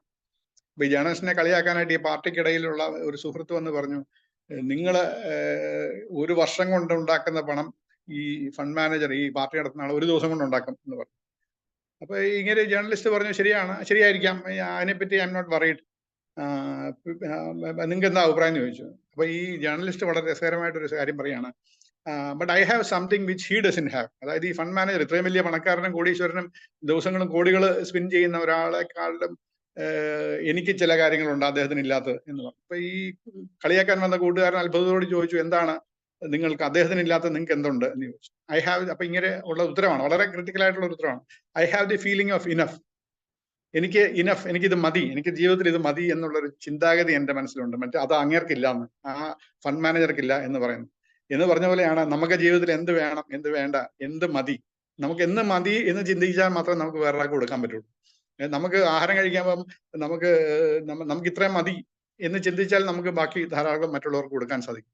നമ്മുടെ ഭക്ഷണം കഴിക്കുന്നതിന് മുമ്പ് വരെ നമുക്ക് ഇത്രയും മതി എന്ന് ചിന്തിച്ചാൽ നമുക്ക് ബാക്കി ഭക്ഷണം മറ്റുള്ളവർക്ക് എച്ചിലാകാതെ കൊടുക്കാൻ സാധിക്കും. ഇത് നമ്മൾ പഠിക്കാനായിട്ട് നമ്മുടെ സമൂഹം ഇനിയും ദീർഘനാൾ കാത്തിരിക്കേണ്ടതായി വരാതിരിക്കട്ടെ എന്ന് ആശംസിച്ചുകൊണ്ടും ഒരിക്കൽ കൂടി എല്ലാ കഥാകാരികൾക്കും ഇത് സംഘടിപ്പിച്ച എല്ലാവർക്കും ഒരിക്കൽ കൂടി നന്ദിയും സന്തോഷവും അറിയിക്കുന്നു. താങ്ക് യു പ്രദീപ് സാർ, വളരെ സന്തോഷം. എനിക്ക് എന്ത് മതി, ഇത് തിരിച്ചറിയാൻ പറ്റുന്നതാണ് സത്യത്തിൽ ജീവിതത്തിന്റെ വിജയം അല്ലെ, സക്സസ് ഓഫ് ലൈഫ്. Yeah. തീർച്ചയായും യെസ്. വേറെ ഇനി ആരാ പറയുന്നേ? Udayanan sir. Yes, Sudhakaran doctor പറയും. സമയം അതിക്രമിച്ചുകൊണ്ട് ഞാൻ വളരെ ചെറിയ വാക്കുകളിൽ പറയാം. ഈ ഒരു 4 പെൺമണം പ്രസരിപ്പിക്കുന്ന കഥകളായിരുന്നു കേട്ടത്. അപ്പോൾ അത് 3 വനിതകൾ തന്നെയാണ് അവതരിപ്പിച്ചതെന്ന് ഈ ഇത് ശബ്ദത്തിലല്ലാതെ തന്നെ കേട്ടാൽ അറിയാൻ പറ്റും. കാരണം ഇവരൊക്കെ ഈ നന്മയുടെ ആരാധകരാണ്, നമ്മുടെ ഈ കഥ അവതരിപ്പിച്ചവരെല്ലാവരും തന്നെ. അപ്പോൾ ഈ നന്മയുള്ള ഹൃദയത്തിൽ നിന്ന് വരുന്ന കഥകളെ കേൾക്കാൻ കഴിയുള്ളൂ. ഒരു പഴയ പണ്ടത്തെ കഥാകഥന രീതിയാണ് കേട്ടോ. ഈ ആധുനിക കഥകളുടെ ദുർഗ്രാഹ്യതയോ അല്ലെങ്കിൽ അത്യന്താധുനിക കഥകളുടെ ക്ലിഷ്ടതകളൊന്നും ഇല്ലാതെ സാധാരണ കുടുംബ കഥകൾ വളരെ ലളിതമായിട്ട് നമ്മളോടൊക്കെ പറഞ്ഞു തന്ന പോലെ. ഈ കഥ കേട്ട വലിയൊരു ഓർമ്മ എനിക്ക് വന്നത്, പണ്ട് എൻ്റെ അമ്മ ഞങ്ങളെ മക്കളെയൊക്കെ ചുറ്റുമിരുത്തിക്കൊണ്ട് ഈ കഥകൾ വായിച്ച് കേൾപ്പിക്കുമായിരുന്നു. ഓരോ കഥകൾ ഇങ്ങനെ വായിച്ച് കേൾപ്പിക്കുന്നതിൻ്റെ ഒരു പോലെയാണ്. ഈ സന്ധ്യാനേരത്താണത്. അന്ന് ഈ മണ്ണെണ്ണ വിളക്കിൻ്റെ റാന്തലിൻ്റെ വെളിച്ചത്തിൽ ഞങ്ങൾ ഈ ആഴ്ചപതിപ്പെടുത്ത് വെച്ച് അമ്മ ഇങ്ങനെ കഥ വായിച്ച് കേൾപ്പിക്കുന്ന പോലെയാണ് ഈ അധ്യാപികമാരൊക്കെ ഈ സന്ധ്യയ്ക്ക്. അതിനകത്ത് ഈ പൊന്മുട്ടയിടുന്ന താറാവിൻ്റെ കഥയൊക്കെയാണ് പറയാറുള്ളത്. അപ്പം ഞാൻ ഈ മനസ്സുകൊണ്ട് അങ്ങോട്ട് തോന്നി. കാരണം ഈ പ്ലാറ്റ്ഫോമിലുള്ള എല്ലാവരും കഴിഞ്ഞ നൂറ്റാണ്ടിൽ ജനിച്ചവരും ജീവിച്ചവരുമാണ്. ഇപ്പം ഈ നൂറ്റാണ്ടിലേക്ക് 21ാം നൂറ്റാണ്ടിലേക്ക് കടന്നു വരാൻ്റെ ഭാഗ്യം കിട്ടിയവരാണ് നമ്മളൊക്കെ. അപ്പോൾ ഈ പഴമ രുചിക്കാനൂടൊരു അവസരവും ഭാഗ്യവും കിട്ടിയത് കൊണ്ടാണ് ഇതുപോലെയുള്ള കഥകളുമായിട്ട് വീണ്ടും നമ്മളൊക്കെ ഒന്നിച്ച് സന്ധിക്കുകയും ഇത് ആസ്വാദനത്തിന് വേണ്ടി നമ്മുടെ മുന്നിൽ അവതരിപ്പിക്കാൻ നമ്മുടെ ഈ മഹത് വനിതകൾ തയ്യാറായതും ഒക്കെ. പക്ഷെ പുതിയ തലമുറ ഇതേപോലുള്ള കഥകൾ പറയുകയോ അല്ലെങ്കിൽ അങ്ങനെയൊന്നും, കാരണം KR മീരയ്ക്ക് ഒരിക്കലും ഇതുപോലൊരു കഥ എഴുതാൻ പറ്റില്ല. പുതിയ അവർക്ക് ഈ ന്യൂജൻ വിഭാഗത്തിൽപ്പെട്ടവരായതുകൊണ്ട്. അതുകൊണ്ട് അത് എൻ്റെ ഒരു ജനറൽ കമൻ്റായിട്ട് എടുത്താൽ മതി. ഇനി കഥകൾ ഓരോന്നായിട്ട് എഴുതാം. ഈ 1ാം കഥ ഒറ്റപ്പെട്ടു പോയ പെൻഷൻകാരുടെയാണ്. ഒരുപാട് കഥകൾ ഈ ടൈപ്പ് ഇറങ്ങിയിട്ടുണ്ട്. എൽഡർ സിറ്റിസൺസ് അനുഭവിക്കുന്ന ഒറ്റപ്പെടലും ഈ പേരക്കുട്ടികളിൽ അഭയം തേടുന്ന വൃദ്ധമാനസങ്ങളും ഒക്കെ. അപ്പോൾ പക്ഷെ മാറിയ കാലത്തെ പറ്റിയിട്ട് നമ്മൾ ആരെയും കുറ്റപ്പെടുത്താൻ പറ്റില്ല. ഈ മാറിയ കാലത്ത് പേരക്കുട്ടികളെയൊക്കെ അതിൻ്റെ അച്ഛനും അമ്മയും നമ്മുടെ മകളോ ഒക്കെ ആവാം, അവർ തയ്യാറാക്കുന്നത് ഈ അന്താരാഷ്ട്ര മാർക്കറ്റിലേക്ക് ഇറക്കാനുള്ള കുട്ടികളായിട്ടാണ്. അവർക്ക് ഈ അച്ഛൻ പൂവ് കാണിച്ചു കൊടുക്കുന്നതും അച്ഛൻ ഇത് ഒന്നും പുതിയ തലമുറയ്ക്ക് ആവശ്യമില്ല എന്നുള്ള രീതിയിലാണ് പോകുന്നത്. ബുദ്ധിശക്തി ഇങ്ങനെ വർദ്ധിച്ച് വരുംതോറും ഹൃദയം ചുരുങ്ങി പോകുന്നത് നമുക്കറിയാം പ്രവൃത്തികളിലെല്ലാം. കാരണം വലിയ ബുദ്ധിമാന്മാരാരും പുഞ്ചിരിക്കാറില്ല, വലിയ ബുദ്ധിമാന്മാരാരും പൊട്ടിച്ചിരിക്കാറില്ല. പക്ഷെ നമ്മൾ സാധാരണക്കാരൊക്കെ ഈ ചെറിയ കഥകളും ഇതൊക്കെ ആസ്വദിക്കുകയും പൊട്ടിച്ചിരിക്കുകയും ഒക്കെ ചെയ്യുന്നുണ്ട്. അപ്പം മാറിയ കാലത്ത് പുതിയ കുട്ടികളെയൊക്കെ അതിനനുസരിച്ച് വളർത്തുമ്പോൾ ഈ വൃദ്ധരൊക്കെ പഴയ രീതികളും കൊണ്ട് ചെല്ലുന്നത് പുതിയ തലമുറ ഇഷ്ടപ്പെടുന്നില്ല എന്ന് വിചാരിച്ചാൽ നമുക്ക് വലിയ വ്യസനം തോന്നേണ്ട കാര്യമില്ല. പിന്നെ ഒറ്റപ്പെടലും ഏകാന്തതയും ഒക്കെ പണ്ടേ ഈ സീനിയർ സിറ്റിസൺസ് എൽഡേഴ്സ് നേരിടുന്ന വലിയൊരു പ്രശ്നമാണ്. പക്ഷെ അത് ഒരു പെൻഷൻകാരൻ എന്നൊക്കെ പറഞ്ഞപ്പോഴത്തേക്ക് തന്നെ ഈ കഥയുടെ പ്ലോട്ട് ഒരുങ്ങിക്കഴിഞ്ഞു. കാരണം അവിടെ സംഭവിക്കാൻ പോകുന്ന പിന്നെ അത് നമുക്ക് ആരെയും കുറ്റം പറയേണ്ട. അത് 2 തലമുറകൾ, 2 ജനറേഷൻ അതിവേഗത്തിൽ മാറുന്നൊരു കാലഘട്ടത്തിൽ ഈ ബുദ്ധിയുടെ വ്യായാമങ്ങൾക്ക് വലിയ പ്രാധാന്യം വരികയും ബാക്കി ഈ പണ്ടത്തെ ഈ സ്വാത്വികമായിട്ടുള്ള കുടുംബജീവിതങ്ങളൊക്കെ അവസാനിക്കുകയൊക്കെ ചെയ്തു എന്നറിഞ്ഞാൽ മതി. ഇതൊക്കെ അനുഭവിക്കാനും കാണാനും വീക്ഷിക്കാനും വിശകലനം ചെയ്യാനും എനിക്ക് പിന്നെ സംസാരിച്ച മുതിർന്നവരൊക്കെ പറഞ്ഞതുപോലെ നമുക്കൊരു വലിയ ഭാഗ്യമാണ് കിട്ടിയത്. ഇതേപോലെയുള്ള പണ്ടത്തേത് ഇപ്പോഴത്തേതും തമ്മിൽ കണക്ട് ചെയ്യാനും ചിന്തിക്കാനും ഒക്കെ ആയിട്ട്. പിന്നെ 2ാമത്തെ കഥയിൽ ഈ ഗ്യാസ് ട്രബിൾ, ആ പേരെനിക്ക് ഒട്ടും ഇഷ്ടപ്പെട്ടില്ല ടീച്ചർ. അങ്ങനെ ഒരു വൃത്തിയായിട്ട പേരതിന് ഇടേണ്ടിയിരുന്നില്ല. ഗ്യാസ് ട്രബിൾ എന്ന് കേട്ടപ്പോൾ എനിക്ക് അത് ആ കഥയുടെ മനോഹാരിത മുഴുവൻ ടീച്ചർ ആ പേരിൽ അങ്ങോട്ട് നശിപ്പിച്ച് കളഞ്ഞു. അപ്പോൾ പേരൊന്ന് മാറ്റണേ. നമുക്കത് ഗ്യാസ് ട്രബിൾ അല്ലായിരുന്നു. അത് ഒരു ഗ്യാസ് ആരെയും ട്രബിൾ ചെയ്തില്ല, ഗ്യാസ് രക്ഷിക്കുകയാണ് ചെയ്തത്. സമയത്തിന് ആ ഗ്യാസ് അങ്ങ് തീർന്നു പോവുകയും empty സിലിണ്ടറായിട്ട് മാറുകയും ചെയ്തതോടുകൂടി മനോഹരമായ ഒരു ദാമ്പത്യം പുലർത്തിയിരുന്ന സ്വാതിയായ ഒരു സ്ത്രീ രക്ഷപ്പെട്ടാണ്. അപ്പോൾ ഗ്യാസ് ട്രബിൾ പേര് നമുക്ക് അങ്ങോട്ട് വെട്ടിക്കളയാം ഈ 2ാമത്തെ ഇതിൽ. അപ്പോൾ ഈ ഇപ്പോഴത്തെ ഒരു പുതിയ ജനറേഷനും ഇപ്പം ഈ തൻ്റെടവും വിദ്യാസമ്പന്നതയും ഉദ്യോഗസ്ഥന്മാരും ഒക്കെ ആയിട്ടുള്ള വനിതകളുടെ ഈ വിവാഹബാധ്യ ബന്ധങ്ങളൊക്കെ ധാരാളം സംഭവിക്കുന്ന ഒരു കാലഘട്ടമാണിത്. അപ്പോൾ അതിൽ ഈ പണ്ടത്തെ പോലെ ഒരു ആക്ഷേപം കേട്ട് കഴിയുമ്പോൾ ഭർത്താവിനൊരു എക്സ്ട്രാ മാരിറ്റൽ അഫെയർ, അല്ലെ ഭാര്യ ഏതെങ്കിലും ആൺകുട്ടിയോട് സംസാരിക്കുന്നു, ചുറ്റി കറങ്ങുന്നു എന്നൊക്കെ കേട്ടാൽ ഈ തളർന്നു പോകുന്നവരൊന്നും ഇപ്പോൾ ഇല്ല. ഇത് നമ്മുടെ പഴയ മനസ്സുകളിൽ തോന്നുന്നതാണ്. ഇപ്പോൾ ഭാര്യ അന്യപുരുഷന്റെ കൂടെ ഇപ്പോൾ ബൈക്കിലെ എൻ്റെ പിന്നിൽ ലിഫ്റ്റ് ചോദിച്ചു പോകുന്നതും ഈ ഓഫീസിലെ സഹപ്രവർത്തകന്റെ കാറിൽ കയറി വരുന്നതും ഒക്കെ ഇപ്പോൾ സാധാരണ ഒരു സംഭവമായിട്ട് മാറി എന്നിട്ട് കാരണം ഈ കുടുംബബന്ധങ്ങളുടെ പവിത്രത ഒക്കെ കാത്തു സൂക്ഷിച്ച് സത്യവാൻ സാവിത്രിയായിട്ടൊന്നും ജീവിക്കാൻ ഇപ്പോഴത്തെ തലമുറ തയ്യാറാവുന്നില്ല. അപ്പോൾ അതിൽ ഈ പഴയ ഗ്രാമീണ ഗൃഹസ്ഥാശ്രമമൊക്കെ മാറിപ്പോയി.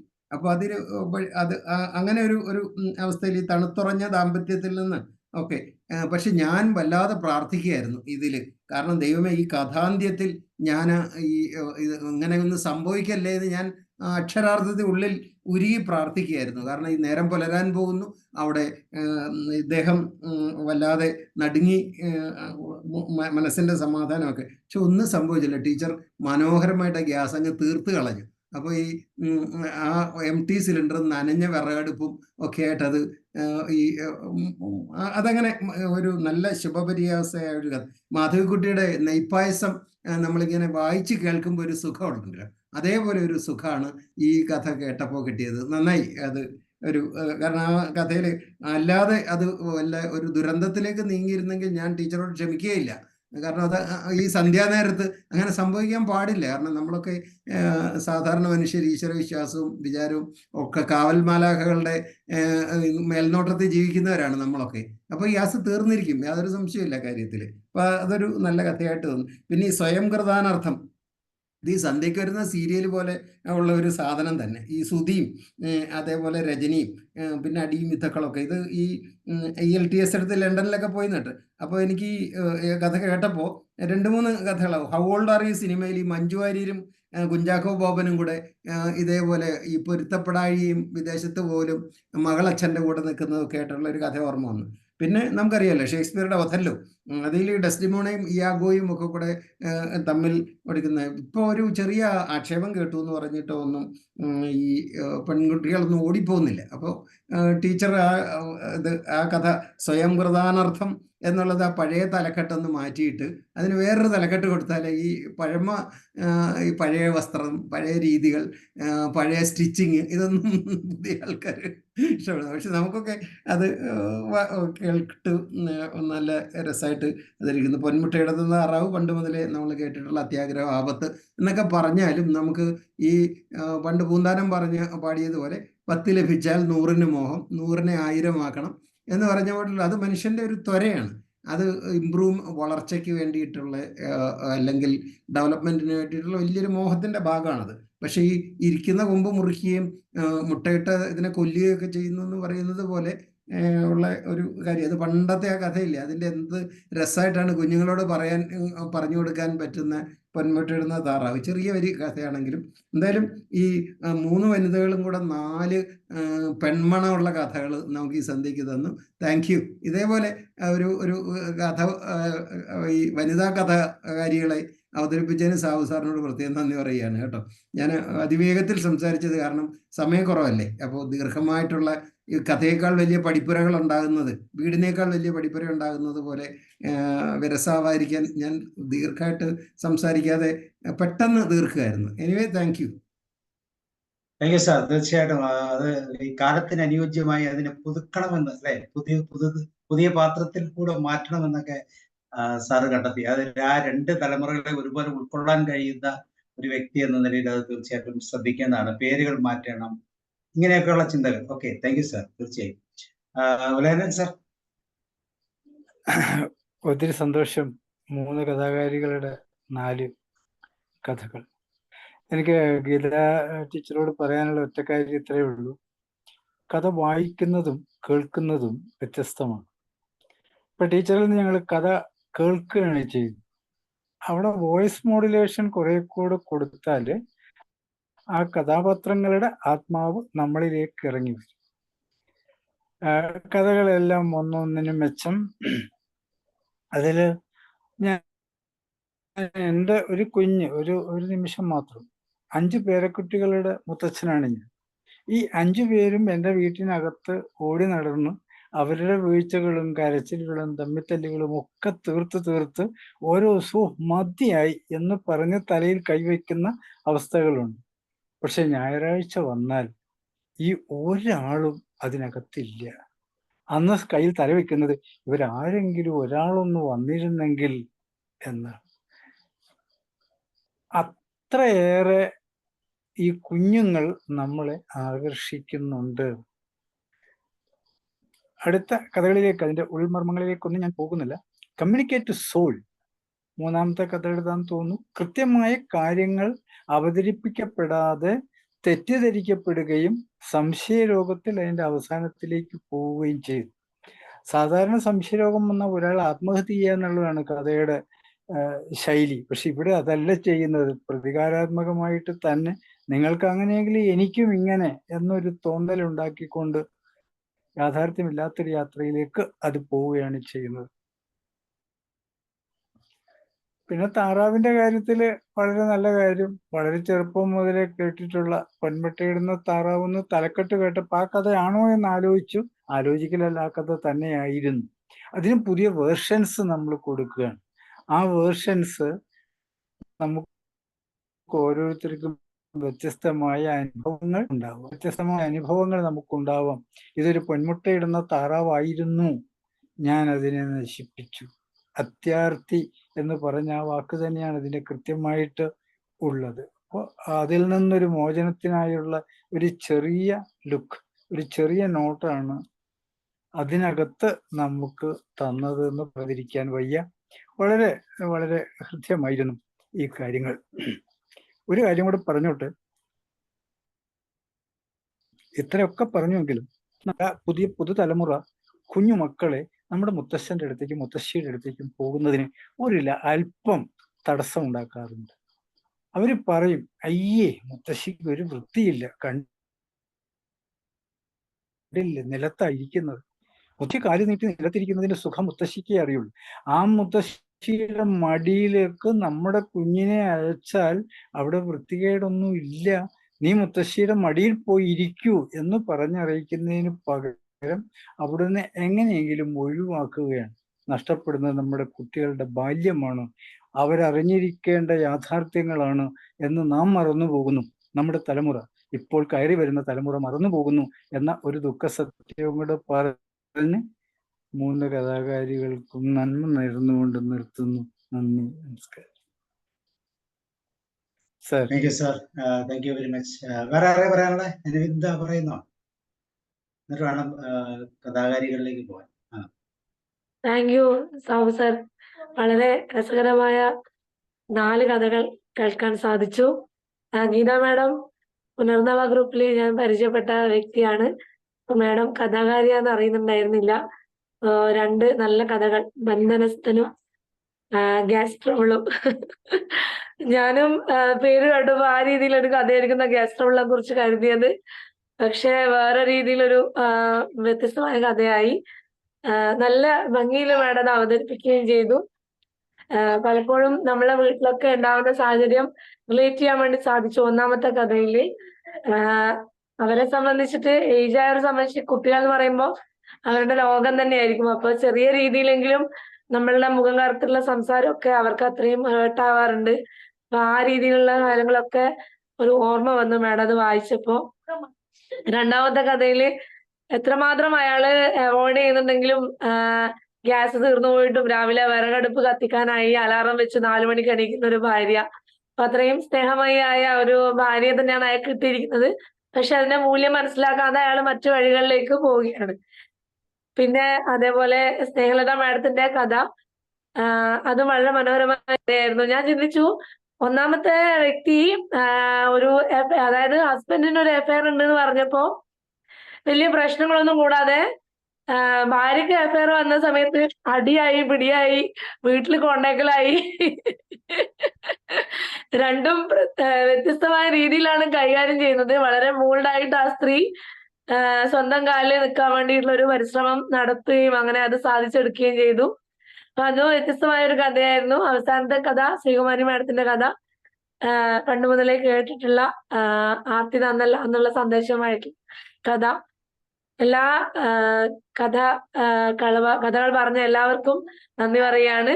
സ്നേഹലത മാഡം ഒരു ദിവസം ഒരു പ്രത്യേക സെഷനുമായി വരുമെന്ന് പ്രതീക്ഷിക്കുന്നു, പുസ്തകങ്ങളിലെ കഥകളുമായിട്ട്. Thank you all. Okay, Roy sir കൂടെ. കഥയിലുള്ള 4 കാര്യങ്ങളാണ് ഇന്ന് ശ്രമിക്കാൻ കഴിഞ്ഞത്. പെൻഷൻ പറ്റിയ ഒരാളുടെ അവസ്ഥയായി പറഞ്ഞുകൊണ്ടാണ് കഥ തുടങ്ങിയത്. ഭാര്യ മരിച്ചുപോയ അവസ്ഥ.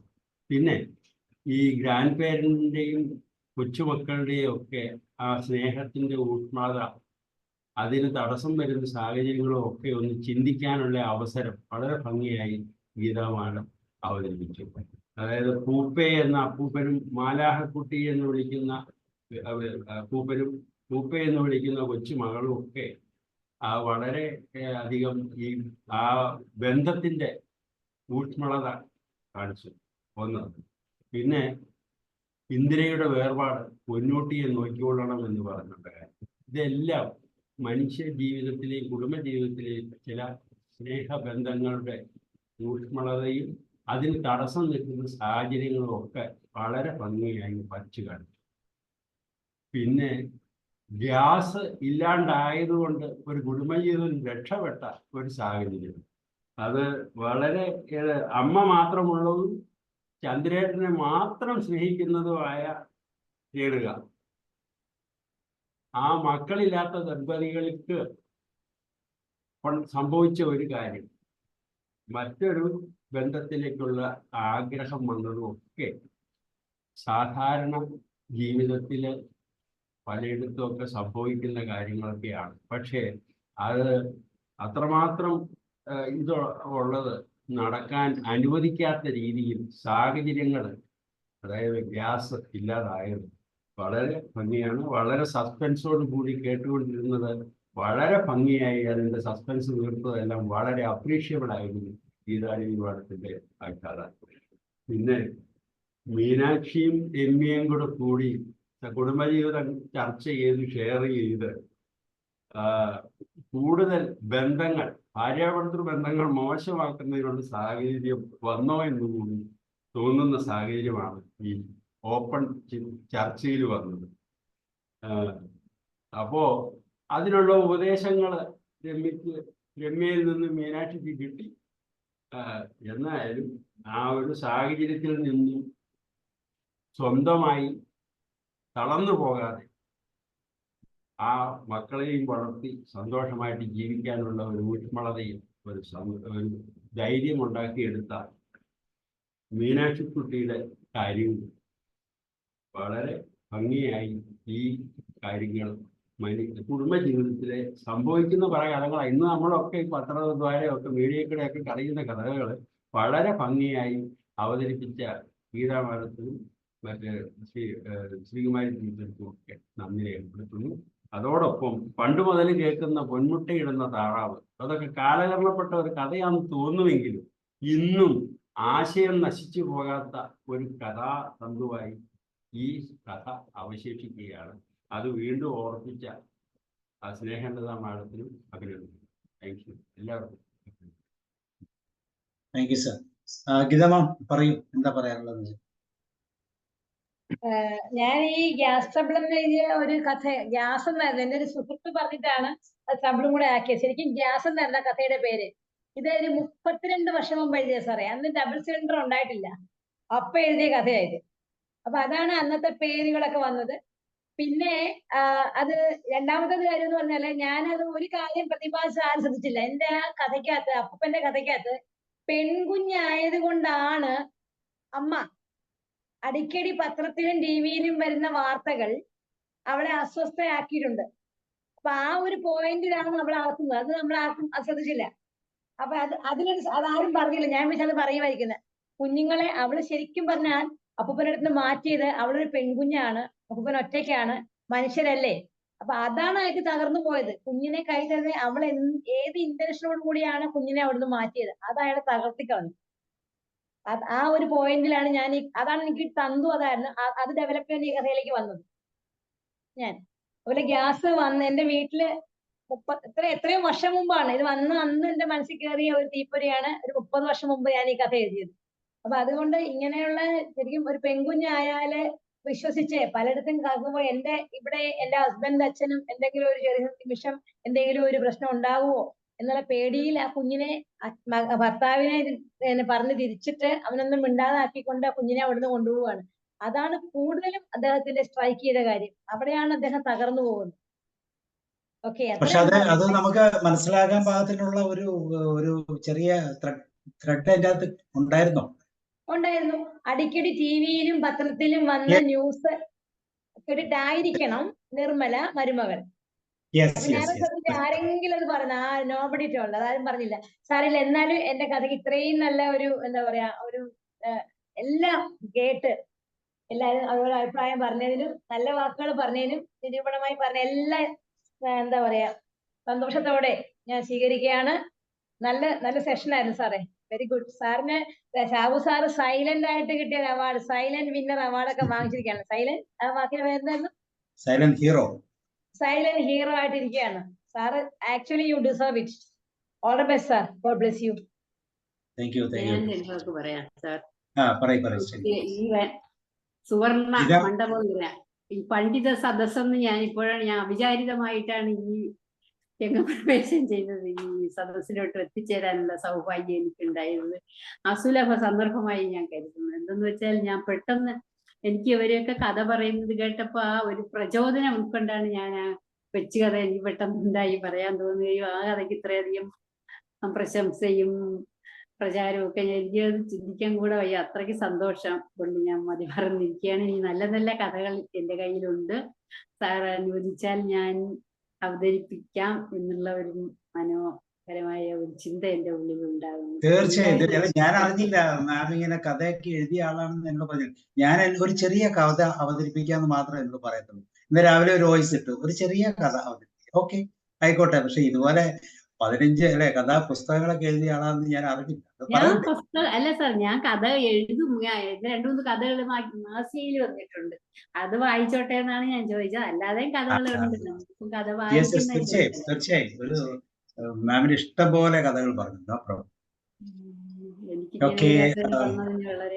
ബീന ജയപ്രകാശ് പറയുന്നത് പറയുന്നു. എന്തായിരുന്നു? ബീന ജയപ്രകാശ് അല്ലേ? ഞാൻ ഒന്ന് സംസാരിച്ചോട്ടെ ചോദിച്ചു. ബീന പോയല്ലോ, ഉണ്ടായിരുന്നു. പോയോ? അല്ലെ, ഇടയ്ക്ക് ചോദിച്ച പോലെ എനിക്ക് തോന്നുന്നു. കുഴപ്പമില്ല, പറയാനുണ്ടെങ്കിൽ പറയാലോ. എനിക്കുണ്ട്, ഉണ്ടായിരുന്നു. വന്ന് 2 ബീന മാമും ഉണ്ടായിരുന്നു. 2 പേരും പോയി താമസിച്ചു വന്നത്. ഓക്കെ, ഇനി ആരാ പറയുന്നേ? സ്നേഹലത മാം കൂടെ പറയുന്നേ ഗീത മാമിന്റെ കഥകളെ കുറിച്ച്. George sir. ഓക്കെ സാർ, പറഞ്ഞോളൂ. സ്നേഹലത മാം പറയും. കേൾക്കുന്നില്ല. അഡ്മിറ്റ് ചെയ്യും. അഡ്മിറ്റ് ആവുന്നില്ലേ?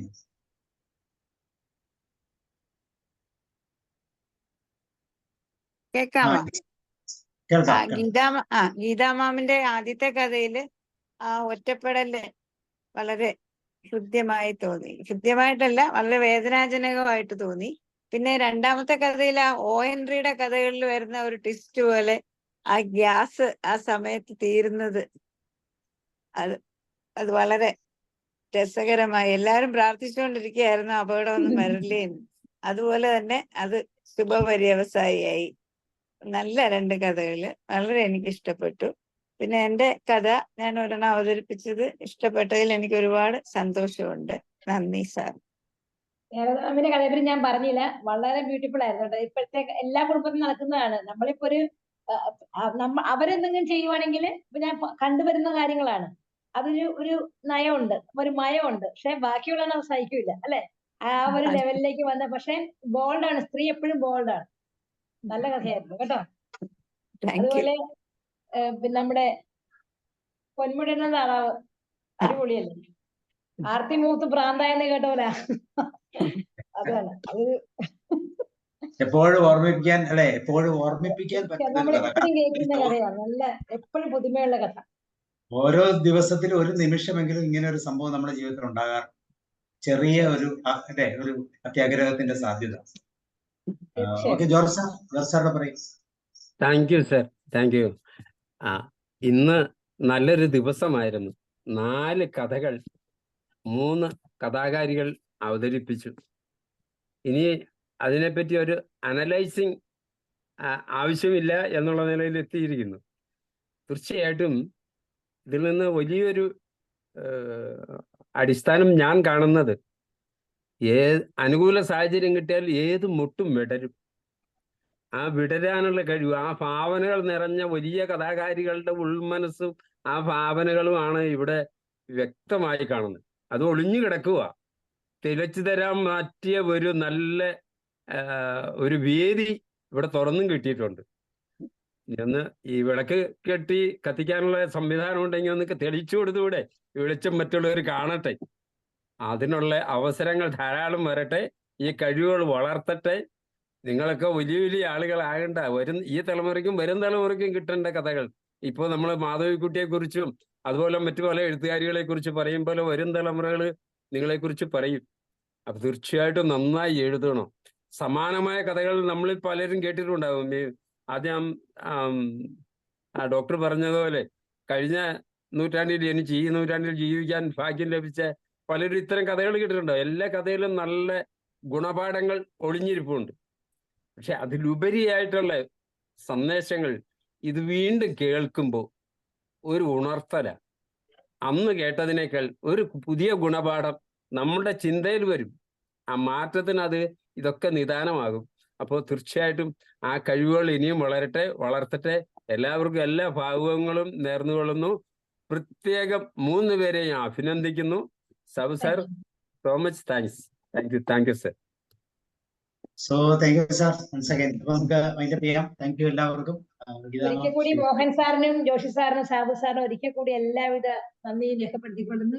നല്ല വാക്കുകൾ ഓതിയതിന് ജോഷി സാറിന് പ്രത്യേകം താങ്ക്സ്. അത്രയൊന്നും ഇല്ല സാറേ ഞാൻ എന്നാല് എല്ലാ ഇത്തരം കഥകൾ ഉണ്ടായിട്ട് നമ്മുടെ വേദിയിലേക്ക് വരാൻ താമസിച്ചു പോയതിന് അതിനാണ് മോഹൻദാസ് സാറിന്റെ ജോഷി സാറിന്റെ സഹായം. അതെ, തീർച്ചയായിട്ടും. അത് സാറേ, ഞാൻ സ്നേഹലത മേഡത്തിനെയും ശ്രീമതിയെ കുറിച്ച് ഒന്നും പറഞ്ഞില്ലായിരുന്നു. രണ്ടും ഞാൻ ആ പേജ് മറന്നു പോയപ്പോൾ വിട്ടുപോയതാണ്. അവർക്കും അഭിനന്ദനങ്ങൾ. അപ്പൊ നാളെ വായനാ ദിനമാണ്. നമ്മള് വൈകുന്നേരം 4 മുതൽ 6 വരെ പ്രോഗ്രാം വെക്കുന്നുണ്ട്. സൂമിലാണ്. നമ്മുടെ സെയിം ലിങ്ക് ആണ്. നമുക്ക് എനിക്ക് ഏറ്റവും ഇഷ്ടപ്പെട്ട പുസ്തകം എന്നുള്ള ടൈറ്റിലാണ്. എന്തെങ്കിലും പുസ്തകത്തിനെ കുറിച്ചും അങ്ങനെയുള്ളതുണ്ടെങ്കിൽ തീർച്ചയായിട്ടും അതിനെ കുറിച്ചൊരു ചർച്ച പോലെ നമുക്ക് കൊണ്ടുപോകാം. 4 മുതൽ 6 മണി വരെ. ഓക്കെ, അപ്പോൾ thank you and good night. Okay, thank you sir. Thank you. Thank you.